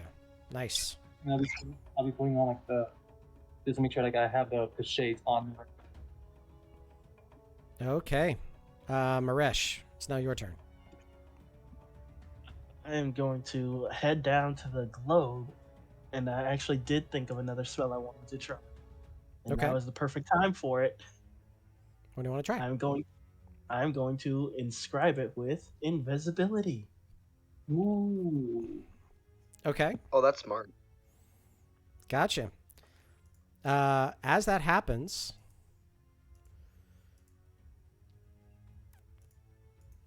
you notice that this ship gets dimmer and dimmer and dimmer and dimmer until you can almost see completely through it.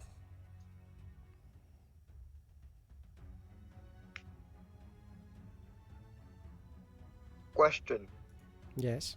Did we also dim with the ship? You did not. Only the ship did.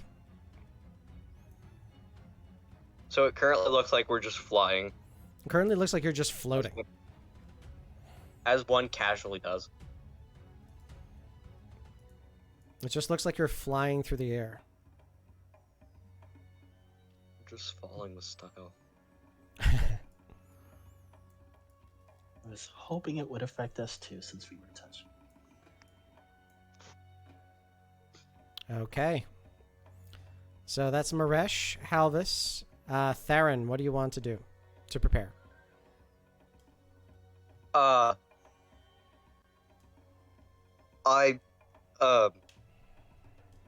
make sure my pets are in like the captain's, like in the little area, and I pull out my pointy lightning stick That's just how I will always call it. Pointing lightning stick as well as my, and I still have my crossbow in my hand. Because I think I can do it. Crossbow? Oh, sorry. If you do want to look that up and add it to your character sheet, it's called the Javelin Lightning.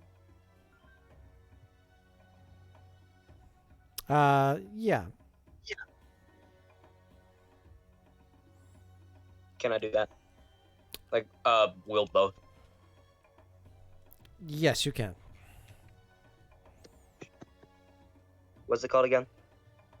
Oh, never Dual mind, I found it. wielding. Oh, sorry. All I see is just a giant man holding a crossbow and a weird pointy stick. I'll say because you're a Goliath and you're and because of your class, allow you to fire the crossbow and throw the javelin just because it's cool. I will throw the javelin, but I don't know if it will come back to me. We'll find out. I shoot the crossbow and hold the javelin with both hands because please come back to me. Then go back to wielding it in one hand and throw it. Well, Praying that it comes back to me. You're a little too far right now. Oh. So Okay, this and is in that just case, I wait. Yeah, this is just in preparation for all that. Okay. I'm still praying that it will come back to me if I throw it. Okay, so as a DM, I realized that I've made a mistake. I should not be putting this. I should not be putting the ship out of sight because there's edges on a ship, and I don't want you to fall off. So we'll just say that you definitely know that you're on a ship. So I'm just gonna have it visible, because that'd just be too hard, but very funny. You're just like, oh, well, look at that. I've fallen off the void. Yeah, it would be look very at that. bad. I've fallen into the I'm void. the only one who can fly. We may do that in a future episode if this goes on. So for this episode, we'll just have the ship visible. But in future episodes, I might just make the ship invisible entirely. And you guys just have to be very, very clever with how you remember things. Okay.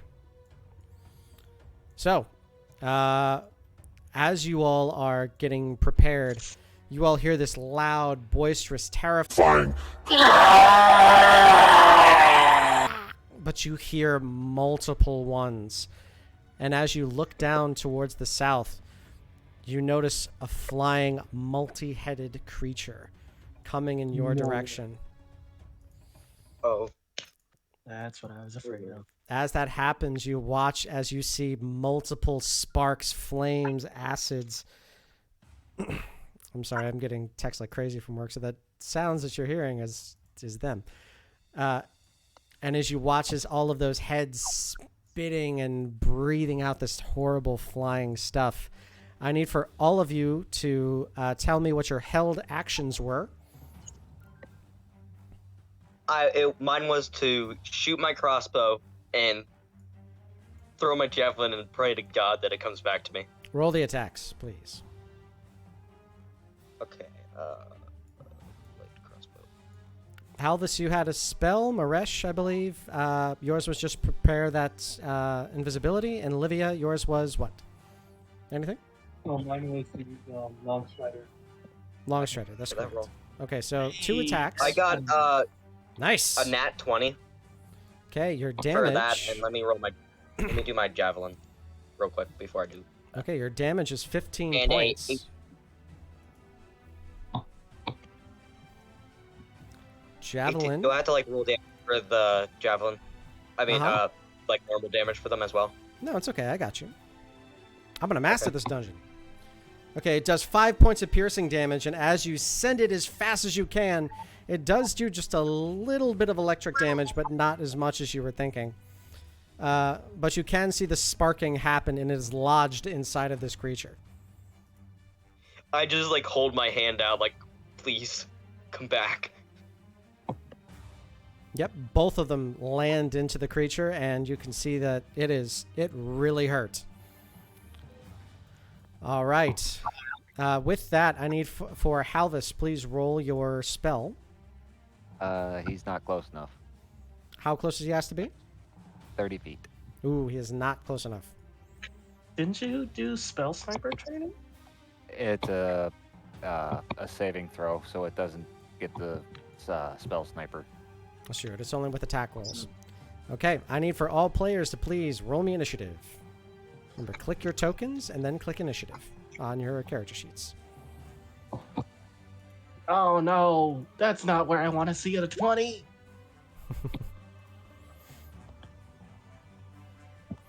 Bollocks. Good. Where is initiative? No, dude. Oh, there it is. Found it. Oh no. So that's a At least none 22. of it. Oh yeah.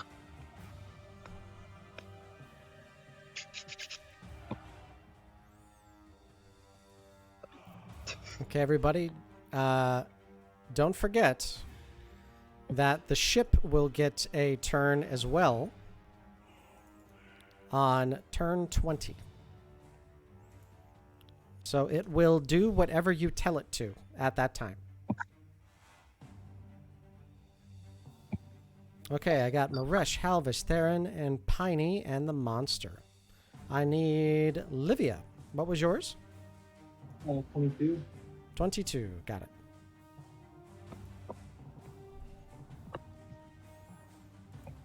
All right. Livia, you are up first. You feel yourself well hidden. It's they're how far are they? From you, they're 40 feet. So I knock an arrow, and then the ball will go straight to keep not. I say swift death to you who went off to target creature. It's gonna do it. If it hits, gonna take another 3d6. And my hitting advantage. Okay, just make sure you're facing towards your microphone when you're saying this. You're coming in and out.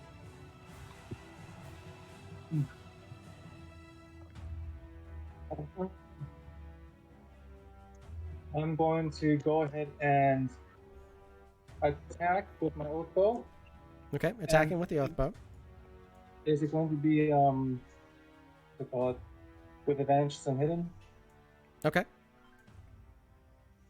And because I'm an assassin, I get an advantage. Will that be super advantage?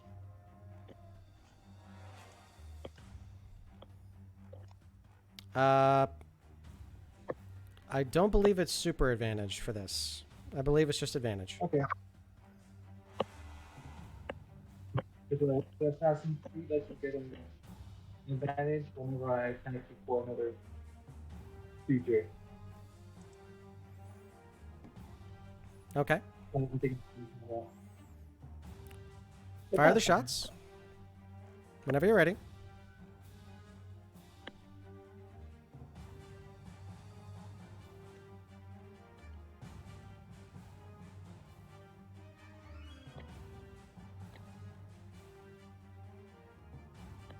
Cthulhu, have you fired? the first attack.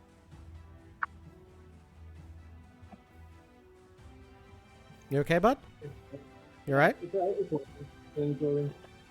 Okay, there we go. Alright, 29 will hit. 9 points of piercing damage. Plus 16 points of sneak attack damage. That's a 6 from the foreign enemy. Is this your sworn enemy?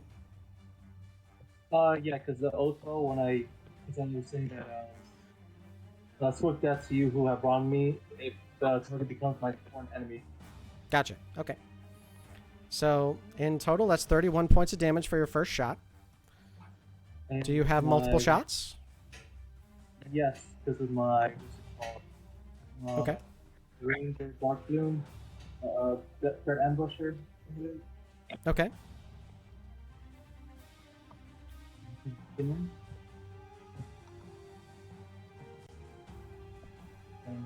normal.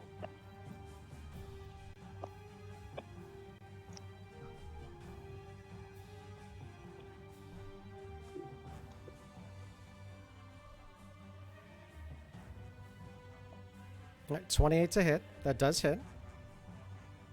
Roll damage. Okay. And it's gonna be 1 extra. That's a D8. rapier. Oh.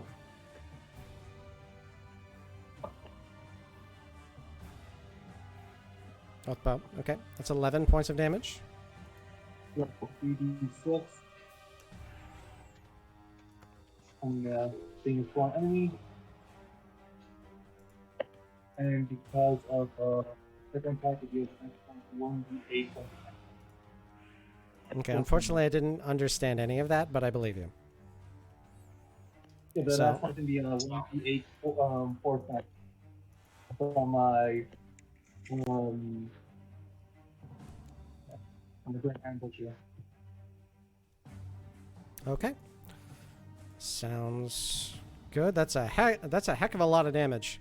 As that happens, you watch as 2 of his heads fall completely off and start hurtling through the sky.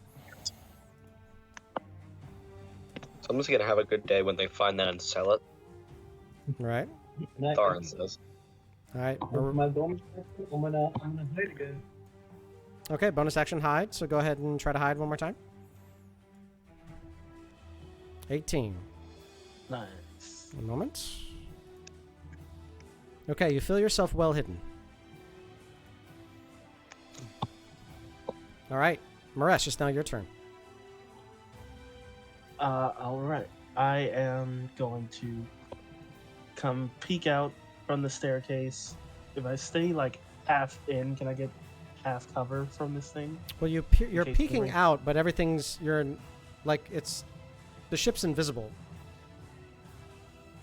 Oh, yeah. so you're kind of hiding behind nothing. Right. Forgot I did that. Well, in any case, I am going to blast this thing with a fireball. Okay, fireball, got it.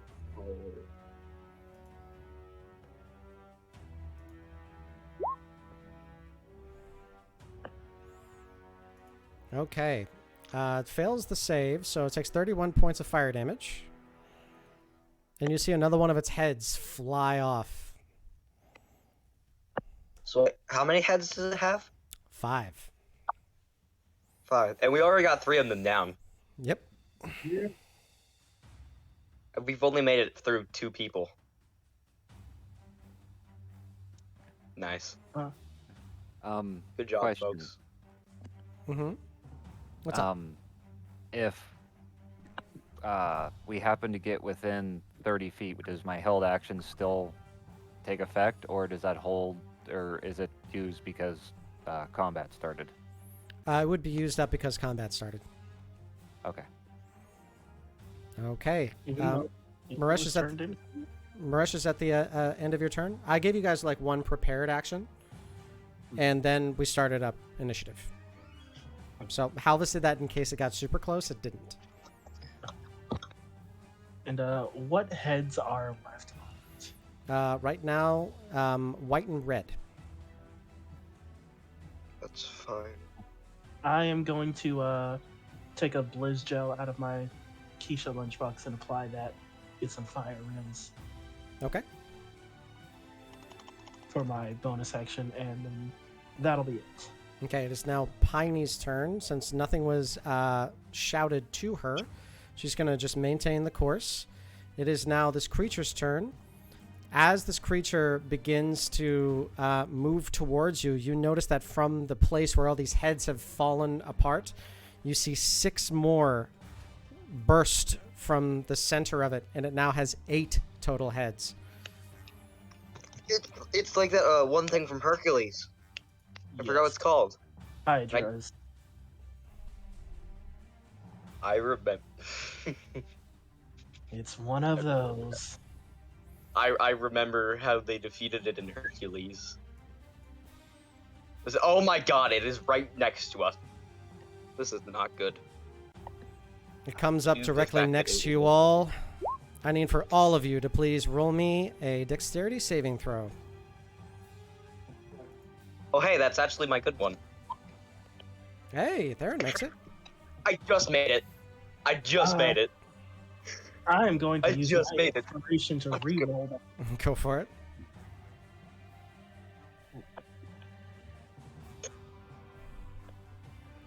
Same number. Wow. Okay, Livia and Theron, you will take half of cold damage. No, I think. Wait, no I'm damage. resistant to cold. I'm resistant to cold. And you take a fourth of that, so 34 halved is 17. 17 halved is 8. You take 8 points of cold damage. And I got evasion, so I take 0. Livia takes nothing. I'm so glad I figured out that I'm resistant to cold. This is very nice. Okay. Also, wait, quick question. Yes, How, if the ship is invisible, how is Livia hiding? that was the secret. Uh, Nobody shall know how. She uh, just disappeared. yeah, A truly good rogue can hide even in plain sight. it's very true. She Just just behind walks out of Naresh the the entire time. That would. Okay. Halvis, you take the full 34. Maresh, you take the full 34.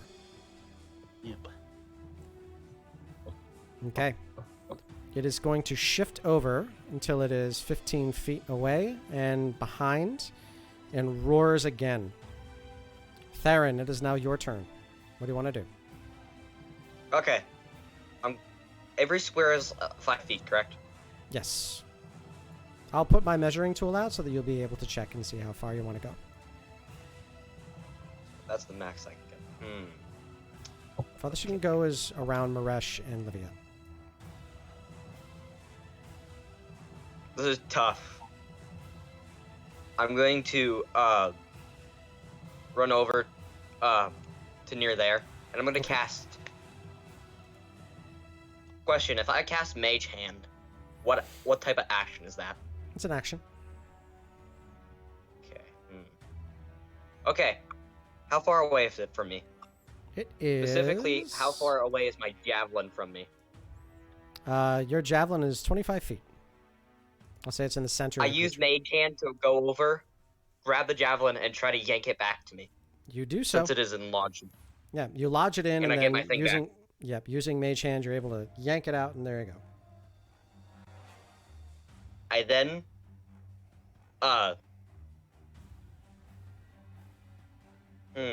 this is hard because there's not much I can do that will actually kill it. I will once it. No, because that wouldn't work. God dang it.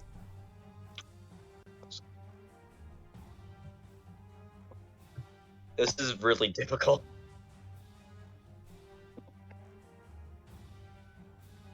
You might not be able to attack it unless you reload your crossbow and fire. So you can do that. It's a bonus action to reload your crossbow and an action of fire. I reload my crossbow. Okay.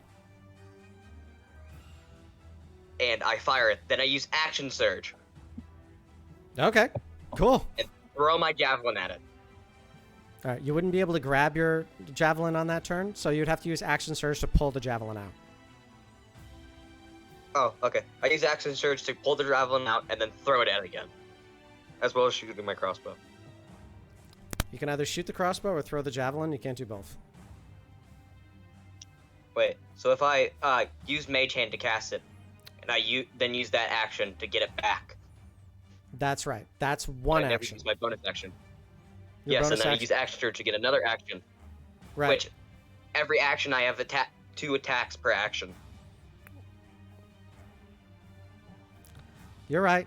I gave you the option So I because it was reload my cool. crossbow. So we'll do that. Okay. Shoot it again with the crossbow. Then I go, take this, you big beast, and I chuck my javelin as far as I can.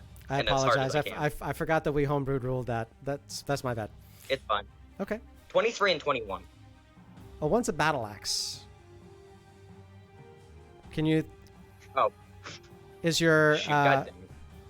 It's okay. Can you just roll me the You rolled a 12. So what is your? If you threw the javelin, what would it be? It would literally just be 20. It's a dirty 20. Okay.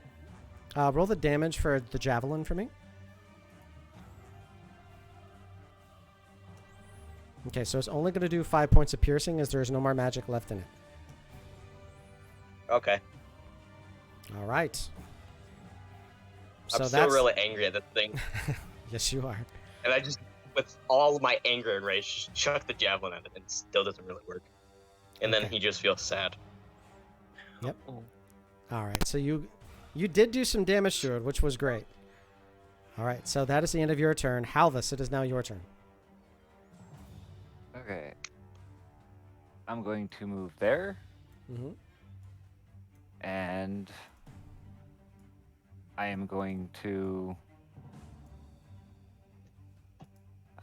cast a 7th level blight at it. Oof. Okay. Con save.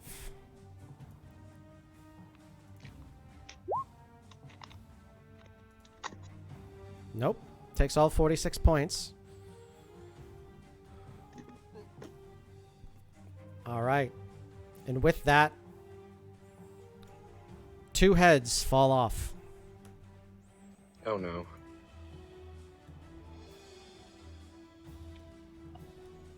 Six heads remain.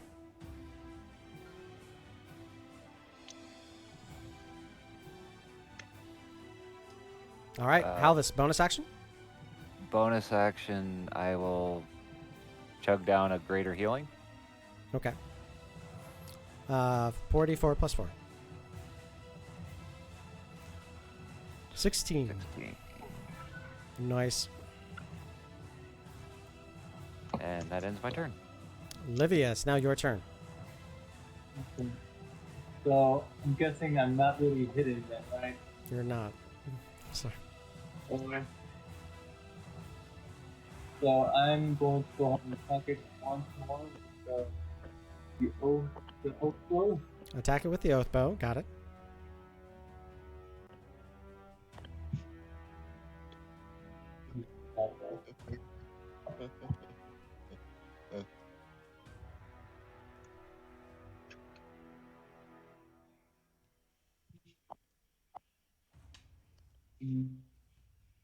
Then I'm gonna book it 5, 10, 15, 40. Okay, you're going to move 40 feet to the east. Got it. So the 12 unfortunately does not hit. Oh. Okay.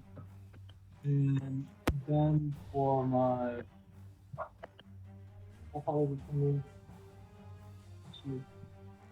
instead of moving, I attack it. I miss, and one hand for my bonus action, one hand's gonna go into the belt I have, grab the crossbow that's on it, and as I grab it, I kind of pull it forward, which makes it load automatically, and then I take it out. Aim for the. Actually, hold on. Hold on. 1 second. Back. There's so many things on this.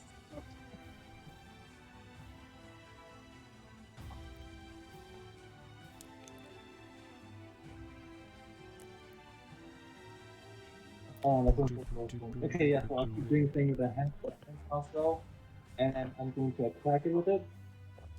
Okay.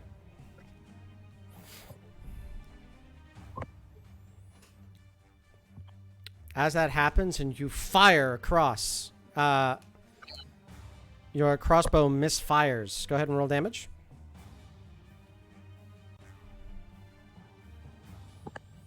You take 7 points of piercing damage. Ooh. Or sorry, 6 points of piercing damage. And I need for you to... is long stride a concentration? No, it's for an hour. Okay, you got it. So I'll move back to 40, move 40 feet, and I'm going to end my turn there. Okay, you end your turn there. Maresh, it's now your turn.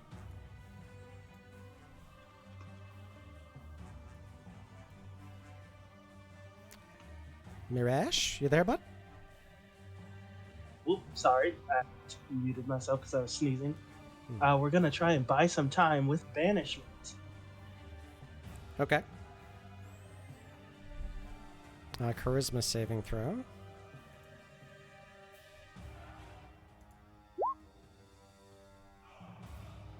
Bollocks. How does it have a +9 to charisma? It's a dragon. Yeah. It's a dragon. Yeah. It's a dragon. I mean, have you ever been It's a dragon. intimidated How by are a dragons appealing? charisma? Dragons are pretty cool, but in D&D, when they like go on murderous rampages, how are they appealing?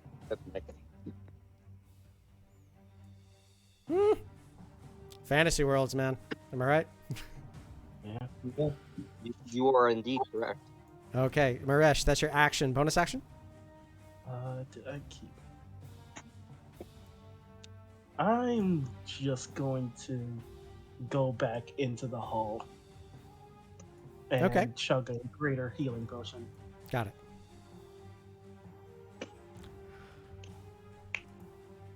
Okay. 16 points of healing. Once again, Piney maintains the course.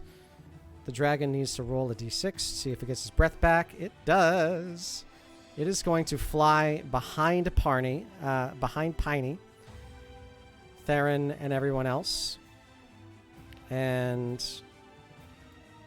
I need for everybody to roll me a DC 17 charisma save. Or, sorry, dexterity save. Me too? Still close. All of you. Everybody. Okay. Everybody up in this house needs to be rolling their saves right now. Rush, natural 20. Livia, natural 20. 2 natural 20s. This is very lucky. As lightning comes out of one of the blue heads, you just watch as a massive amount of damage, 20 whole points, comes your way. Maresh, you take 10. I'm gonna take 0. Yeah. Someone keeps just sending me, dude. Not very epic. As you're watching this Hydra and you're seeing the hole where the 2 heads had once been, you watch as 4 of them explode out, and now you're facing a 10-headed dragon. I knew it. It literally, no matter how much damage we do to it, its heads are just gonna grow back. Can we stop You're with stopping that it. head slicing thing? So my idea is we just cut off its wings, and it falls to the ground and dies. Theron. That's my plan. So I'm going to run up to it, Okay. and I'm going to probably die for this, but I'm going to jump onto it for a brief time and try to attack at its wings Okay. with my battle axe and my Hell Knight Partisan. Go for it. 27 and 15. The 27 hits, the 15 does not. So roll So the Hell damage. Knight Partisan. Yeah, roll the damage for the partisan. There's slashing damage and then just, oh wait, they're both slashing. Yeah, and I those don't know are, why those are two. one-handed because you're. I'm sorry, I clicked for you. That my mistake. So, 13 points of slashing damage onto this onto the side of this creature. Specifically at like where its weakness. And then, wait, was that where I moved? Was that 30? No, it's less. Give me just a moment. You were I would here, enjoy about jumping off 15. of this thing. Okay, after that, I jump off the thing in order to. I quickly jump off the thing to make sure I do not go flying off. Knowing Okay. me, I probably will. And So I will. For jumping on a creature and then jumping off, I'm going to give it 1 attack of opportunity. Okay. But just 1. After that, I'll use my bonus action to reload my crossbow. Okay, give me just a moment. That is 13 points. You reload a crossbow as you're coming off. Very cool, awesome, like, video game that I'm not allowed to talk about online. Reload as you land on the ground. However, one of the heads is going to try and bite you. Oh no. Nom nom. 10. Natural 1. Nope. It bites its own neck. One of the 10. It goes to bite me. I do a maneuver where it goes and bites his neck instead. Oh yeah. And it's Halvis. just like owie owie. I hop off like some cool dude. Like an Halvis? action movie. Halvis, it is now your turn. Alright. I point the Staff of Power at it, and I will expend 5 of its charges to cast Hold Monster. Ooh. And I'll click that nifty button too. Yeah. Okay. 1 second. It is 6th.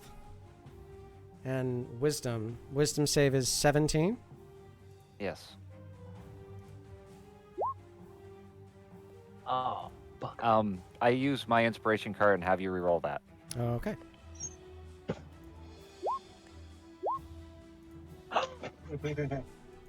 Okay. You all watch as your ship continues to move forward, but the rest of this creature just locks up and starts to dive slowly, and glides. And as they glide out of sight. But they fall very, very slow. I'm going to give you all 1 round. Livia, do you want to do anything? Yeah, I'm gonna try and do 10, 15, 20, 25, 30. We got 40. Going on. I'm gonna use my bonus action to dash. Bonus action to dash. Got it. Moving a total of 70 feet to get to the back of the ship. Yeah. Long sword. And I'm going to use now my oath bow again.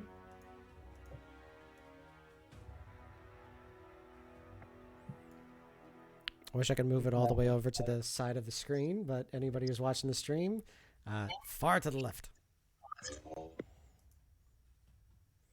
Okay, you're firing a shot. 28. It does hit.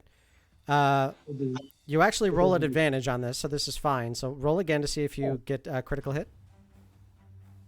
Okay. Can I do good? It's a paralyzed creature. Yeah.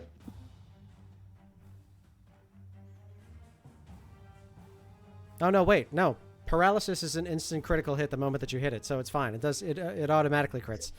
So the 34 is actually doubled. It's 68. Fog champ.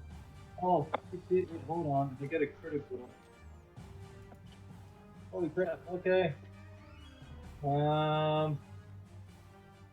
Sorry. There's something about criticals in here.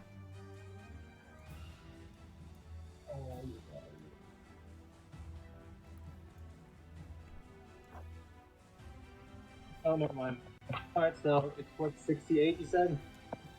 Yep, 68 points of damage. Alright. And that's going to.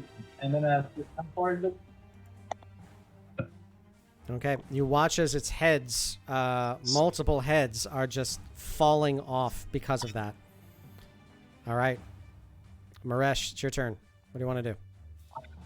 All right, I would peek back up from the staircase, and seeing what happened, we are going to go with the big guns and cast a 7th level Disintegrate. Dope. All right, cast it. Oh, you already did. DC 19. Give me a second. Wait, is it Dex? Yes. It automatically fails it because it's paralyzed. Yes. So, 89 points of damage. As that happens, you're watching as this poor creature is just barely hanging on.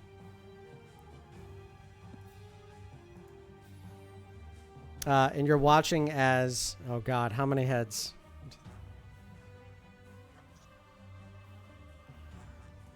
Five of the heads fall off. Nice. All right. Bonus action? Add insult to injury, 2 sorcery points for quicken spell, a trio of eldritch blasts. All right. Fire shots at advantage because they're paralyzed. 24. Yeah. Forgot to click advantage, so that's the first one. Okay, that's They fine. were both 24.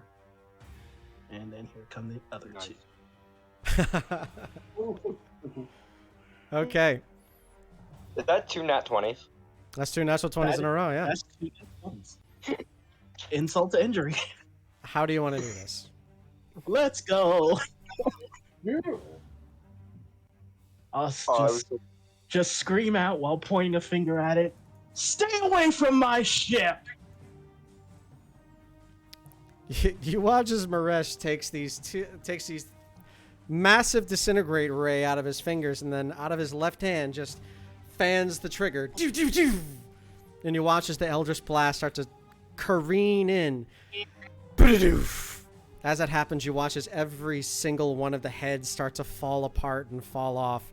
And you watch as the winged body simply just is still locked up in this paralysis, but falls even slower and slower and slower as you watch the rest of it break apart upon re-entry. And as that happens, Tharn just shouts, "Your ship, this is our ship!" Why? Because comedy. And communism. Communism. My comrades, this is our ship. For communism. Okay. God, that reminds me of a game I play with friends. Never mind. So, as you all are on top of the ship now, licking your wounds just a little bit, but defending your area from a Draco Hydra, which I honestly was thinking that was going to be a much more harrowing fight. I keep forgetting how powerful you guys are. I was generally just gonna continually go for the wings. That way, it can't regenerate its heads. If I just take off its wings, If that what's it gonna do? Going off, It's just gonna. I rip off its leg, not what legs, wings during paralysis, and as it snaps out, it just falls to the ground. Splat. Well, it's still doing that now. It's just doing that with no heads. So I'm just like, I wanted to do that, but now I can't because there's no heads. as that's happening and Piney begins to move, she looks over to you and says, something's moving us to the right a little bit. Can you go check it out?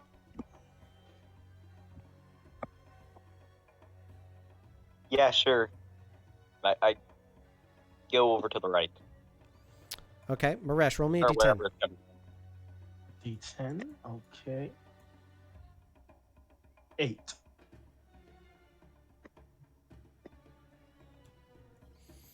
As you look over to, or Theron, as you look over to the side, you notice that one of the blue dragon heads are now like biting the very side of the ship, as it's simply locked in its rigor mortis, but seems to be attached. And now you just have sort of like a very morbid-looking death sail.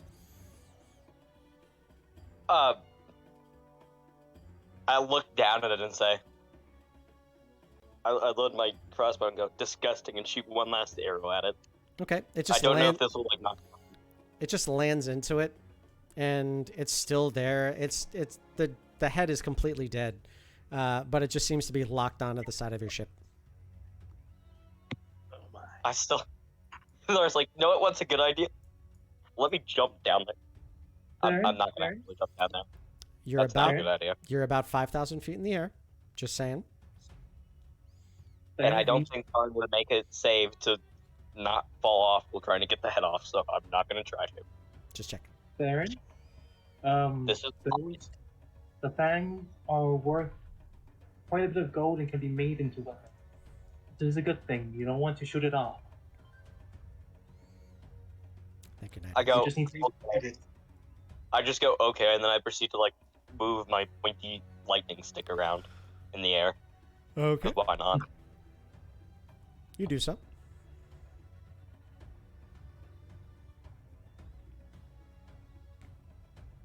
Nothing happened. Nothing happens. I'm going to step back from the edge a little bit, and I'm going to cast a healing word on myself because I'm hurting. Okay. 16 points of healing. I then toss him one of my healing pots from my lunch bar. Okay. 2d4 plus 2 if you'd like to take it. If only I still had enlarge reduce, we could get that head off the ship. And I am also going to drink one. Okay. So that is 2d4. Okay. 2d4 plus 2. Okay, nice. Look at that, we both got max. Nice. Those So are that's good potions. Wallen was did a on his good A job. game. Nice. Nice. Okay. So with that, Piney says, is anybody going to get that, or do you need me to? We'll get it when we land. It's fine. No, I don't think it is. Piney, can you help? I'm the only one that can fly, and I'm not nearly strong enough to get that thing off. It's Oh. like, why not? Wait, you can... Can you do the whole casting the fly thing? Did I keep that spell? No, I don't have that at the moment. I can just do this, I say as I grow out my wings. She looks at you and she does like a very exasperated sigh. She just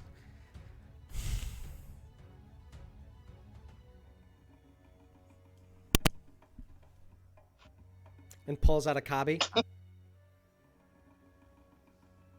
What's a coffee? Copy Lane from TikTok. Yes. Funny.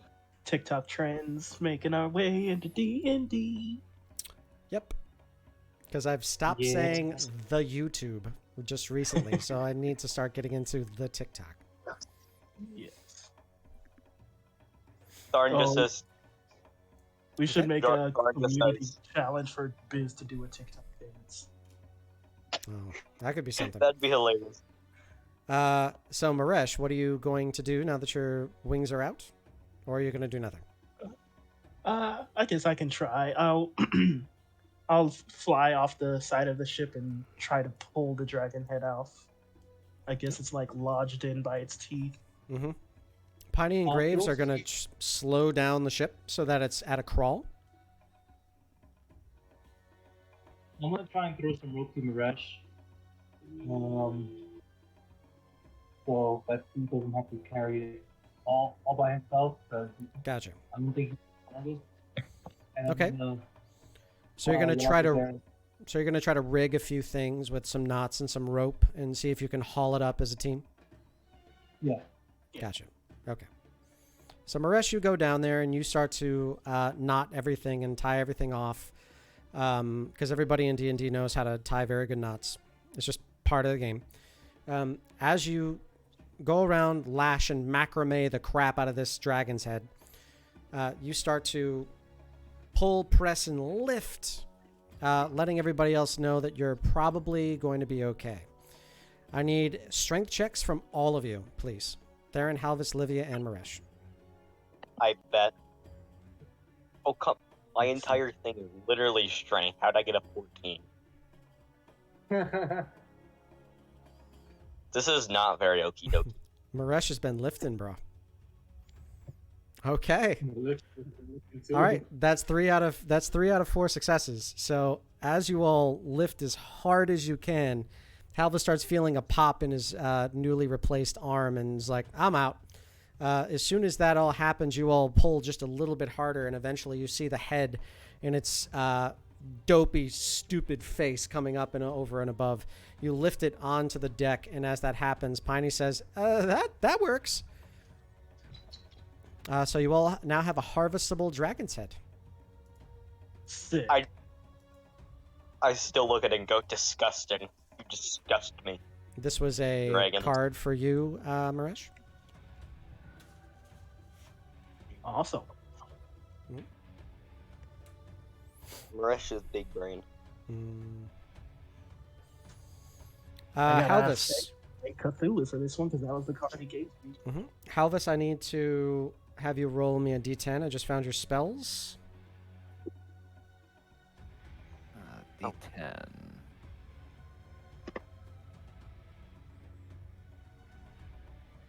Two, 3, 4, 5, 6. Bigby's hand.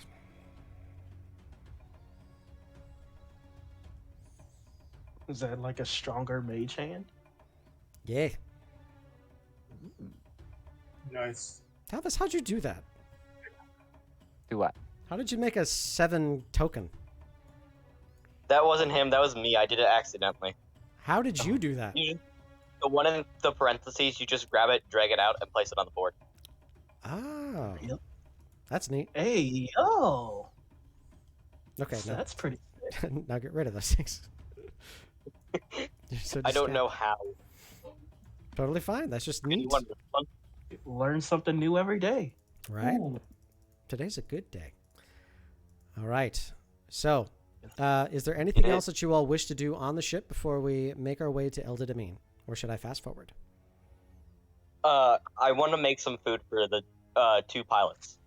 You don't have to. Corey Archer, who is currently the cook on board, already has food for everybody. I accept the food, but say I'm making something special for them because they helped us with this, and I think that's very nice of them. And I just want to make them something. And he pushes you out of his kitchen because chefs are very territorial like that. And I walk back in and say, "No, I'm doing this. You cannot stop me." And I try to intimidate the man. Oh god. Roll an intimidation check. I go to this is gonna. I have a +0 to this. This is gonna not do well. Did better than I expected. Okay, one moment. This is definitely not. Oh, Oof. He says, "All right, don't want any trouble. Go on." And I he leaves. throw him 10 gold and say, for the trouble, and then I begin my cooking. He takes it and he runs directly to his room with a giddy look on his face. I was like, let me take the gold away. Roll me a performance check for your concoction of food. Let's see if I can do as good as last time, or is it gonna Sure. be good? Let's see. Oh, Okay. that one. I just start cooking it and I say, "No, what? Screw this," and I leave. I literally do that and then leave 2 seconds after trying to, because I fail so Well, miserably. you don't know that you failed, which is the better part. So as you finish what you believe to be an amazing dish, you go up and hand it off to Piney and Graves. Okay. They look at it and they just say, "Thanks. We'll eat this in a bit." And then they chuck it off the side of the ship when you're not. Okay. I'm like, this is What- not. What else do you guys want to do? I think I'm good to fast forward. Anyone? and 2. I also give each of the captains 10 gold. Why not? I will Sure. give away. They each get 10 gold. That's Okay. 20 gold. But I still have a few. I still have more than 100. I just added that. No worries. Just make sure that you take it away from your personal. Okay. You got it. All right. So, And I flip the go to them. you got it. Platinum each. So, Livia, I haven't heard from you. Do you want to do anything?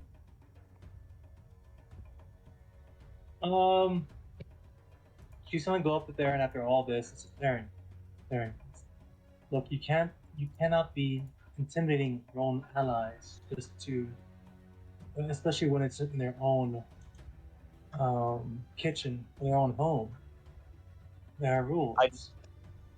Tharin just looks at him and goes, "I'm sorry, I didn't mean to," with like a genuinely sympathetic look on his face. It's all right, good guy. Oh, and it's Livia's a woman, or girl.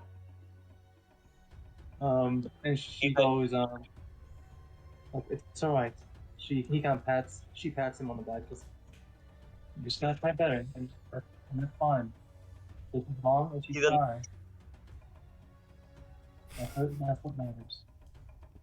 He then walks into the where he put his pets, brings out his two buddies, and holds Blinky in his arms and kind of just lays on the floor. Takes a short rest while holding his dog. Okay. So, is that consensus that we're going to fast forward? Yeah. Yes. Okay. About 3 hours go by out of their 10-hour trip, and you start to feel the ship nosedive. Oh, fucker. As that happens, you all run upstairs as fast as you can, and you watch as Piney and Graves are both vomiting off the back of the ship. As this is happening, neither one of them is driving, so therefore the ship is plummeting directly down towards the earth. You have about 3,000 more feet before you all meet an untimely death. What are you going to do? I Sorry, helped build the I ship. grab Oh, one of the crap. wheels. Okay, you both grab one of the wheels, quickly pull everything back up, and you are going to live at this point, as Piney and Graves both have food poisoning. Oh, I'm sorry. Theron, And then stay out of the Twitter. kitchen. Again. A little bit of time goes by as Ouch, the ship's doctor, comes and casts a restoration spell on both of them, giving their stomachs a very quick and very magical healing. As that happens, he also brings what you think to be a ginger ale and maybe a little bit of homemade chicken soup, and also some remainders of a very delicious soup they have in a barrel. And then they are back to a normal schedule after a near-death experience. You're back at 5,000 feet, cruising gently. You all have your 2 in-flight meals, some packaged peanuts, and there is a bard on board who tells you a tale that you've heard of twice, but only when you're traveling. Is it Leo? I'd love it if it was Leo. Yeah, it's Leo Fender. During this entire time, Thar just keeps apologizing for giving food poisoning because he just feels really bad. You see that Piney and Graves listen to you for about the first 5 minutes or so. And then after that, you notice that they're not paying you any attention. I'm just still like, sorry, I'm so sorry. It will never happen again, I swear. Ouch comes by, and you feel some taps on the back of your shoulder as your entire body feels ultimately calm. And everything around you is relaxed, and you feel like now's a good time just to lay down and enjoy a nice nap as he casts calm emotions on you. And you are nice and relaxed. Tharin literally just goes, grabs his animals, puts his dog in his chest, lays down on the ship deck right outside, and just goes to sleep. The gentle breeze and the warm cuddles of your new pets are lulling you to sleep. He could probably literally sleep anywhere. He's literally rock. Because I'm pretty sure how I made him, he's literally made out of rock. Mm-hmm. All right. So he literally just lays down on the wood and goes to sleep with his companions. After the 10-hour trip, after you all spend your time relaxed, and moving farther north towards the forest where Eldid'Amin resides, you will finally come across the Elven city. Oh.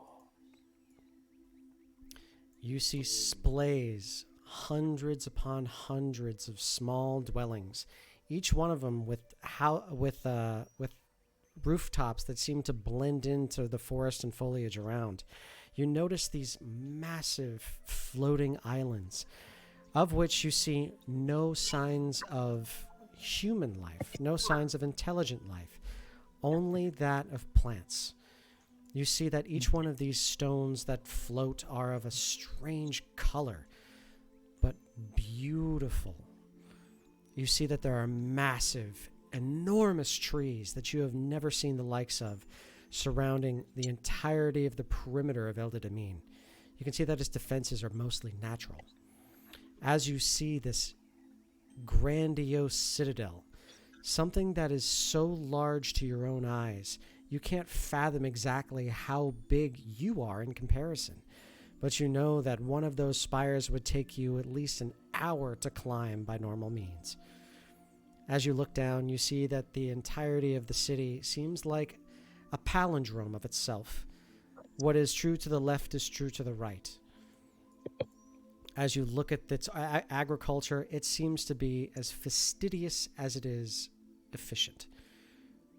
You look down, seeing not a single sign of industry or burning fuel. As you glide across, you hear nothing but the sound of wind. As you glide your ship farther over, you see more and more people starting to exit their homes, looking up at you. Although they are just small specks, you now see hundreds, thousands of specks starting to appear. As you see that, you also see bright, starry lights start to appear at the very tops of the Eldid'Amin citadel. As that happens, you feel your ship slowly starting to descend. Piney and Graves both look at you saying, That's not us. And they tell you to run down to check on the Bullgiant Globe. As you run down, okay, as Maresh, as you run down, you start hearing voices. You start hearing chanting. As you get down there, there are 6 elves in ceremonial, what you know to be magi robes. They all seem to be chanting along the lines of your Bullgiant Globe in perfect synchronicity. They seem to be draining the energy from the Bullgiant Globe. You are not falling. This is not a dangerous thing that is happening, but they seem to be guiding you in. And they are doing that by taking away the energy. With a pop, you hear something appear to one of your sides. As you look, there appears to be a elven soldier. This one in a very tall helmet, a shield that is the entirety of their body, 2 large hooked crevices inside for both arrows and spears, and they have a long elven make blade to their side. And they say, "Are you the caravan that helped at Feldin's birth?" Hi, and that is us. I can confirm this, that we did help that. We understand that you're here on a peaceful mission. Of course. Nothing but. Since you have one of our own, and since they're there of their own volition, we are guiding you in. Do nothing, interrupt no one, and please allow our people to explore your ship as you enter. You are our guests. We will treat you with respect. Do you understand everything I've just told you? Answer me yes or no. Yes. Thank you. Mostly. As that happens, you start to see him mumble. Maresh, roll me an Arcana check. Alrighty. He's casting.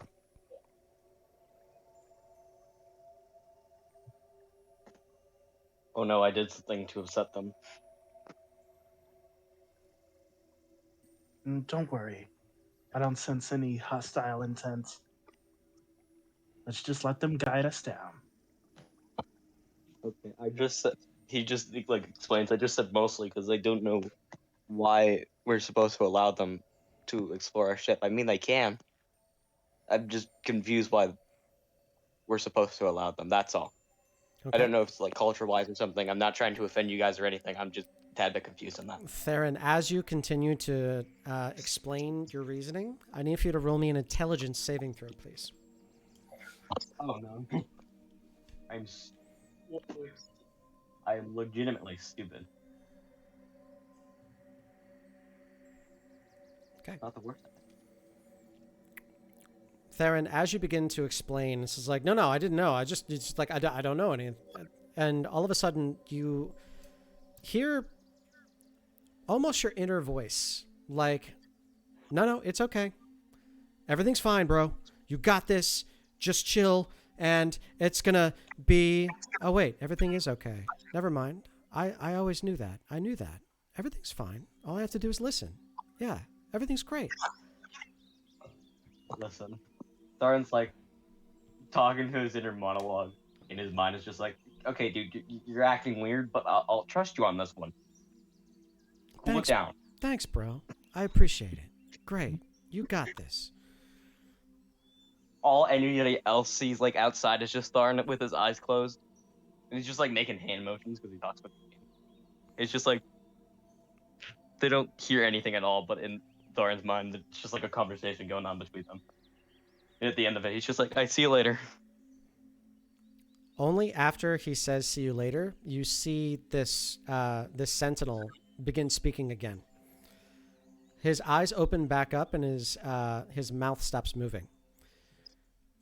He comes over to you, puts his hand on your shoulder, and says, "You may speak for one. I hope you speak for all." Do you? I look at him, put my like hand on the chest like an oath. I am mostly positive because some people I don't know the intent of. He completely But ignores you, Theron, and only speaks to Maresh. I do speak for us. Though unofficially, I am the leader of this camp. Darren looks at you just like roll me a bruh. roll me a persuasion check, please, or deception, however you want to do it, because you just threw that.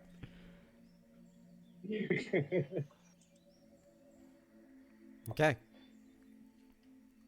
In just a moment.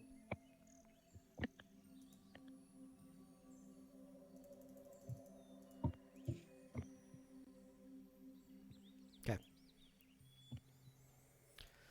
He taps you on the shoulder twice. And as that happens, he gives you a sign that you've seen before that the elves give for respect. But he does not bow to you, which you know is a part of the culture. So he gives you the sign of respect. And then he says, "Please tell the rest of your crew. The rest of your caravan may enter through the south gate, and only the south gate. We have set up a section for them, nearest the northeastern part of town. Do you understand what I've told you?" Yes, I'll send out the message. Good. When you get in No. there, you may see Arvindil, and you may see Sylvana. Do you understand me? Yes. Good. Roll me a perception check, please. Alrighty.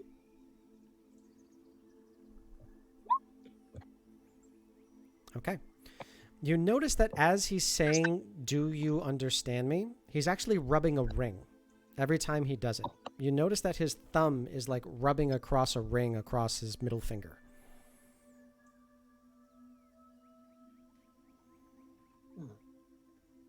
Roll me an Arcana check.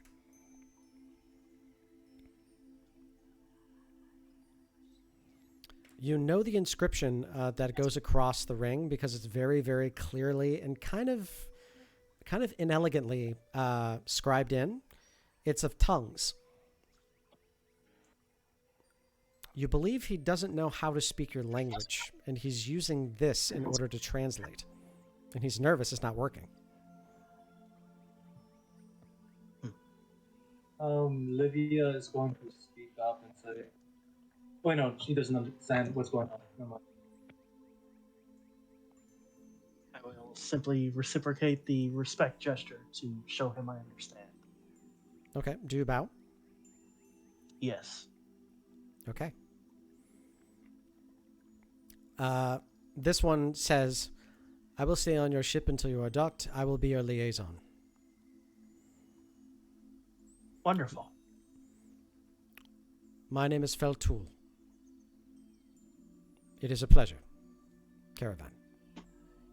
And he puts a shield in front of him to block his visage entirely.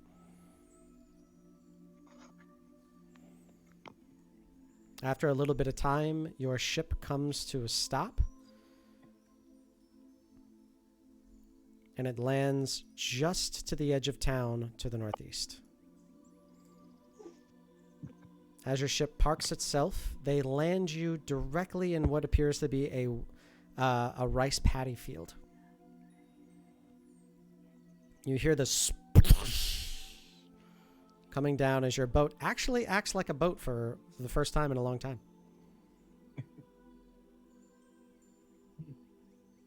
After a little bit of time, you start hearing the sounds of beautiful music, and you hear what appear to be birdsong coming from outside, except the birdsong is loud to you, almost roaring in your ears. As you look out to this majestic and very opulent-looking society, you notice that there is a train happening.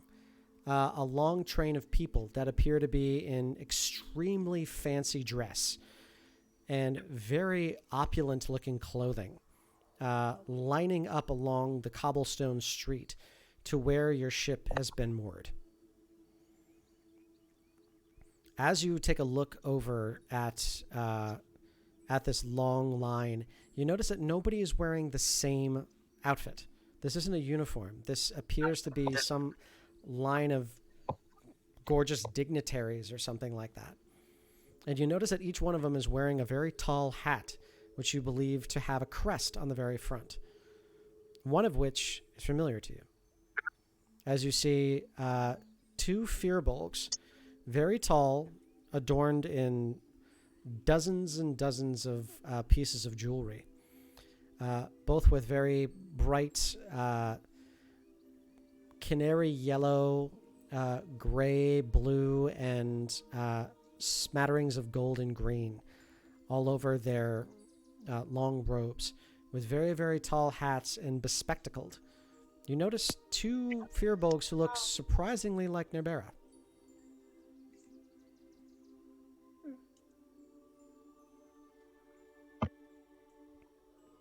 Come along now, everyone.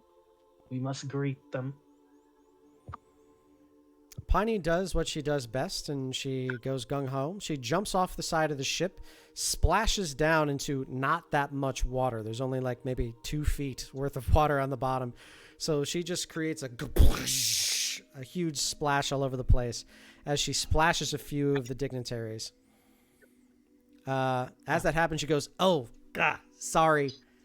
And you watch as the dignitaries simply wave their hands in the air, and their clothes are completely clean. You see a small detachment of the same sort of soldiers as you saw talking to you from before. As they move forward, you see that they split. There appears to be maybe a teenager that comes right in between their their parade and the lane that they make. This teenager comes up with a massive scepter, pops it on the ground, and says, "Good evening, caravan. I've been expecting you. Can you please make your way down here? I wish to see you more closely."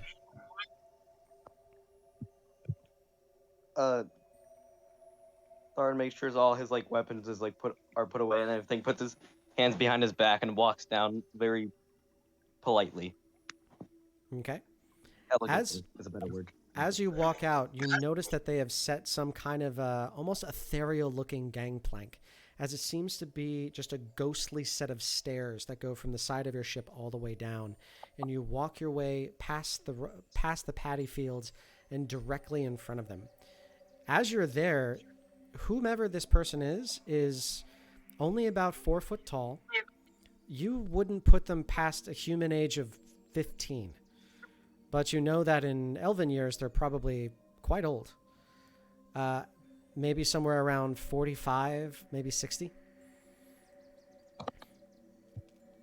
As you look towards the rest of everyone else, you can see that this is something that they were not only expecting, but this is something that they were eager to see, as you see many people struggling and craning their necks to get a look. You see now that there aren't just dozens, there are hundreds of these well-dressed people waiting. And as this young teenager comes forward, they comes up to you, Livia, and whispers into your ear. And they say, "Hey, how's it going? I'm really, really sorry, but everybody's going to be super weird because you're a dark elf, and they're just going to be like that. Just like try not to worry about it, but like don't worry. I got your back. Okay, we're friends. I promise. This is just so dumb. Just deal with it for a second, and then we'll be fine. I promise. We're going to be so good. By the way, I'm really, really happy that you're here. I love your hair." And then she said, "It is a pleasure to meet you, Livia Darkbloom. I've heard about all the struggles that you have gone through. Thank you for coming to Eldid'Amin. I am happy to have you here as my guest." She goes up to Maresh and she goes, "Oh my God, it's so good to see you. Oh my God. I've been wanting to meet you for so long. I've heard about all the stuff you guys have been doing. This has been so great. By the way, can I get a portrait done with you just later? Is that cool?" Absolutely. Oh, thank you. Okay. Sir Maresh, we thank you for your brave sacrifices and thank you for everything that you have done. We absolutely appreciate all of it for all of us here in Luno and of Platinus. You are a true hero, sir. She goes up to Halvis and she says, "By the way, everything, loving it. Oh my God, you're just so cool. Oh my God. Oh, can I have like a book of poetry. I'm just gonna give it to you. You just tell me what you think. Can you just seriously, just tell me what you think. That'd just be awesome. But not right now. You can come to so I have this this is my private room that's over on the side of the castle. All right. I'll send somebody that can come, and it's like you're just gonna fit the vibe. So sorry, Sir Halvis. Thank you very much for all of your sacrifice, and we understand that you've just recently come back to us. By the grace of all of the gods in the Pantheon, it is a blessing to see you. You are a hero to us as well. Thank you. By the way, we have a lot of awesome music, and I can't wait to see you. Bye. And without waiting for any response, she just moves on. And then she moves over to Theron. "Theron, Mountain Speaker, Thulavi, we very much appreciate all of your contribution and your bravery and your tenacity in this fight. Thank you. You are welcome here as our guest." Thank you, and you are welcome for helping in the fight. And you see the teenager come up and she motions down to you to get into, so that you'll kneel. I kneel down and kind of slink my back as well. Okay. As you do so, she gets, well, you believe to be a she, they get up to your ear and they say, by the way, muscles, awesome. I'm just trying to work out right now, but they're like making me learn a bunch of stuff, so I'm not trying to do that. Can you like teach me some tips? Just like how to like just, get buff, please? I just whisper like, Dad, don't send somebody over to me. I'll teach you. And then he puts like a tiny thumbs up secretly. Okay. You hear them go, yes. Thank you. Everyone, please, let us go to the Citadel, and we will meet our caravan guests. We understand that you need to take your ship back out and understand you need a Veritas device in order to do so. It is okay, we have procured 3. They are our large trees out in front. They will charge your Bullgine globe as much as you need. Thank you. And you already see that your Bullgine globe is being taken out by those mages who were there before. They float the globe in between them without ever touching it. And it is being taken right now towards the center of town.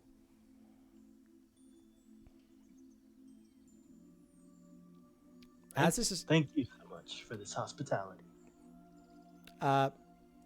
you watch as the teenager turns around and they give a slight bow. As that happens, you watch the entirety of the hundreds of which you now know to be nobles give the exact same bow and the symbol of respect. It seems that whatever this one person does, the rest will follow suit. Roll me an insight check, all 4 of you.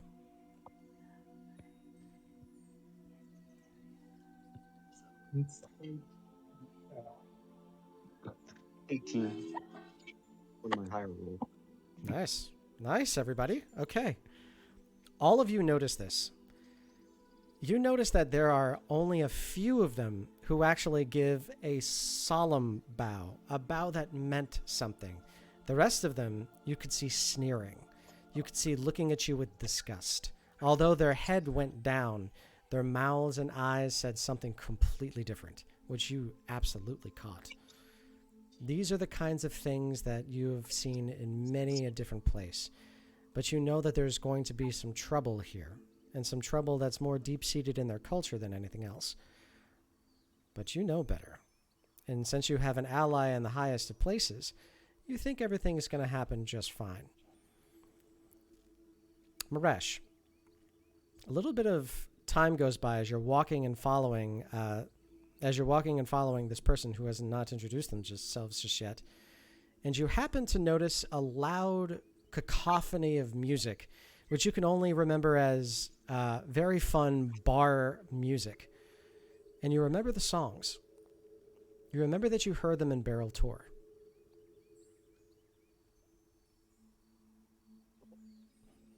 Coming from the south from a large tower, you see that there is a little bit of a crowd gathered around of many different races, all of which, however, very, very well dressed. They all seem to be very curious of what's happening there. Well, now I do wonder, could I happen to see our friends, the Knocknoggins? As you look, you see Parpy Knocknoggin and the rest of his friends all playing a massive ditty, as everybody else is, you see at least 24 dwarves all getting drunk and starting to try to rile up the crowd from down below, as you see a couple of them beginning to dance. As you see a few of them beginning a court dance, realizing that's not the way to go, and the dwarves come right in, start dancing with those elven peoples. And as you see them doing so, they start to release. You see some of the elven people grabbing drinks from them, beginning to drink with them, dancing in all fury, spinning as fast as they can as a few come by, pull them by their long ears, and give them a stern finger wag. You can see that the Knocknoggins are trying their best to create some sort of fun and some kind of fun and revelry here, but the townsfolk aren't having any of it. Or at least they're trying to, but they shouldn't.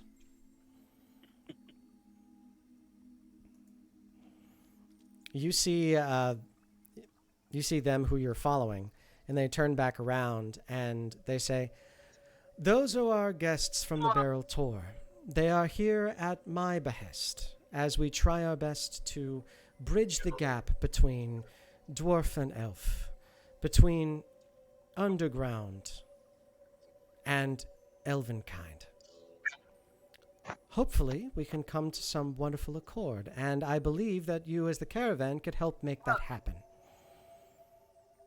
I hope you will take our hospitality and our statecraft with just a little bit of fun.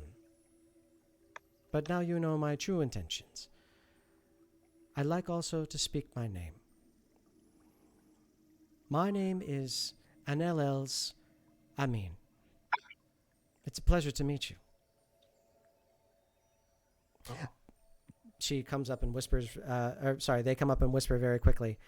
By the way, I really, really like that name because I met an LL's before, and I just, I didn't have a first name that I really liked, so I took this one. It's awesome. What do you think? Does it work? It's very Thorn regal. puts a thumbs up. Thank you. If you please follow me now. And as you all go inside the citadel, you see the opulence of elven kind for the first time. So, you all have taken out a Draco Hydra, have replaced Halvis's arm. Sorry, not replaced, but found and reattached Halvis's arm. And we're able to get 2 new members to the caravan, Blinky and Sliver.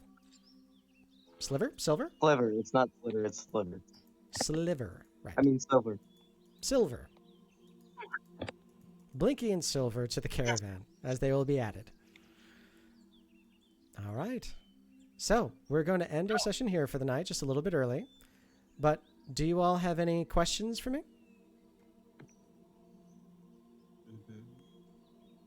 Yes. Do I have to put Blinky and Silver if I my inventory when I bring someone? Not the inventory, buy- no. But you can add them to your extras or your notes so that you know that Blinky and Silver are around.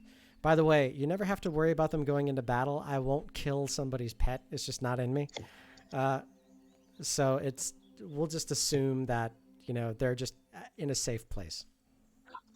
Unless you want to train them up to be battle creatures. Absolutely. No. Which is fine. One of them is a bird, a small bird. The other one's a dog that just blinks out of existence. At most, I'd use him as a nuisance to distract the enemy. Well, Then I we hit- fought a couple blink dogs in our early days. That's true. And remember, Mad God Cthulhu has one character that has a absolute wreck-it bird that is just really metal. Okay. I added a note in there. Awesome. They're mine. They're my little buddies. Okay, so I'm very excited for Nesta. this is for experience points. So the 4 of you get to split 11,000 experience.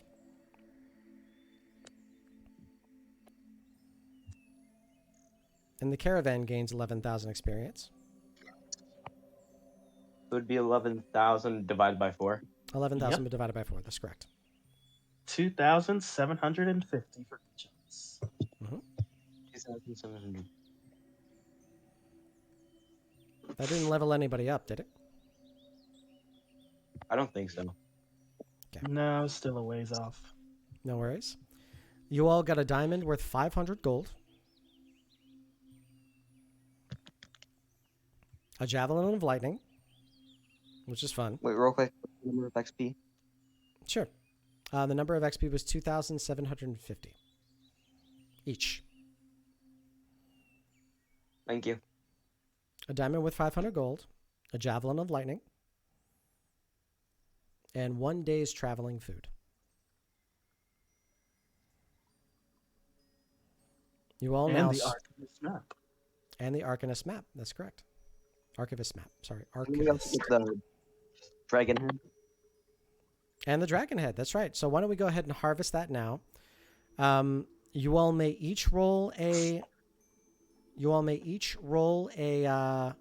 Nature or survival check. You can choose. or two of you can roll at advantage.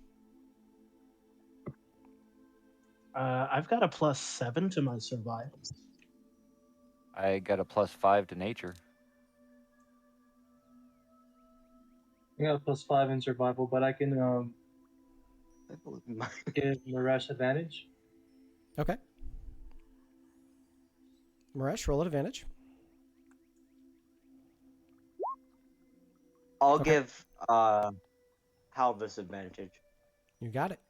Halvis? My both of them aren't that good. Natural 20. Okay. Let's go. Sorry. No worries. All right. So, blue Others. dragon parts. Let's see. It's a natural 20, so that's 3 successes worth. Halvis, you get 2 fangs. 4 smaller teeth.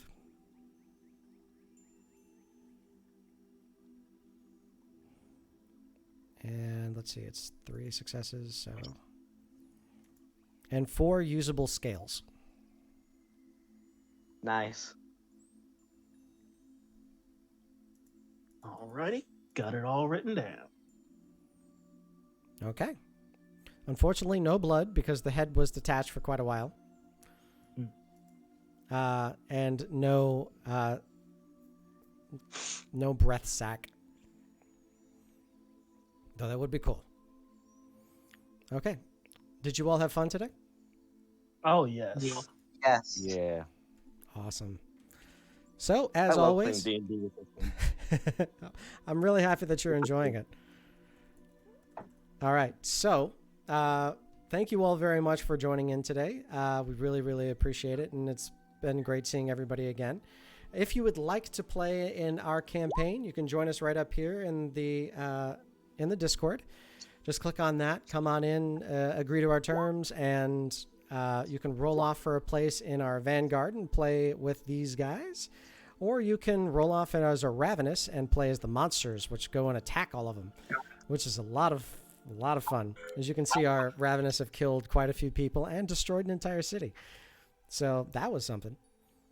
Thank you all very, very much for joining. We really hope that you do the whole like, follow, subscribe. Thank you very much to Black Irish 19, Lord Jizer 21, Matt Cthulhu, and Little Warrior. You guys, thank you so much for coming in, and thank you so much for playing to us. We're going to raid Critical Role early today, but what that's going to do is it's going to give you a ton of trouble bubbles. So go ahead and take that chat as you go ahead and agree to raid. In the moment that you're able to, you're going to get like 350 trouble bubbles, which you can use. Thank you very much for the subscriptions, Night Haze and Lord Jizer. And nice to see Mr. Green Bean Man was taken. Great to see a new follower coming in. All right. Wishing you all the best. Take care, everybody. Take care. Bye. See ya. Okay. 5, 4, 3, 2, 1. We're rated. I think. Yes. Something like that. Okay.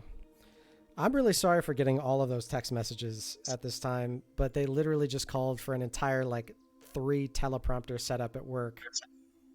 And I have to go into work at 6:30 the next day. It's impossible. It's not going to happen. So everyone's just like, no, somebody's got to tell our producer it's not possible. And I said, okay, sure. I just typed in no. And she went, okay, I'll tell him. That was it. Nice. By the way, it's fine. I got randomly from one of my friends. I got a call earlier. He was like, "Guess what?" I'm like, "No, I'm playing D&D." Nice. Yeah. I- Like 99.9% sure I told him earlier that I was gonna be playing D&D tonight.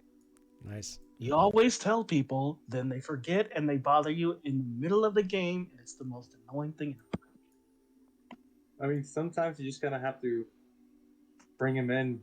I mean, that's kind of how I got Zenio into D&D. We Yeah. were in. I don't know if he told you the story before. He hasn't. On the Discord I have with a few friends, I literally said at everyone. That's around 6:30, go onto Bazargus's Twitch stream and watch me play D&D. Thank you. I don't know if anybody did. There's a With couple- one there's Alex a couple Foxy. We had a people. couple new people. couple new people. I did showed up. one. I did one last week, and then was like, never mind, it's been moved to next week. They're like, one that was like rip, and I was like, yes. But this session was fun. I'll try to roll off for next week. Okay. 'Cause it was a If good we see you, session. we see you. All right. I'm gonna head out. Yes. Wishing you guys all the best. Have a wonderful night, and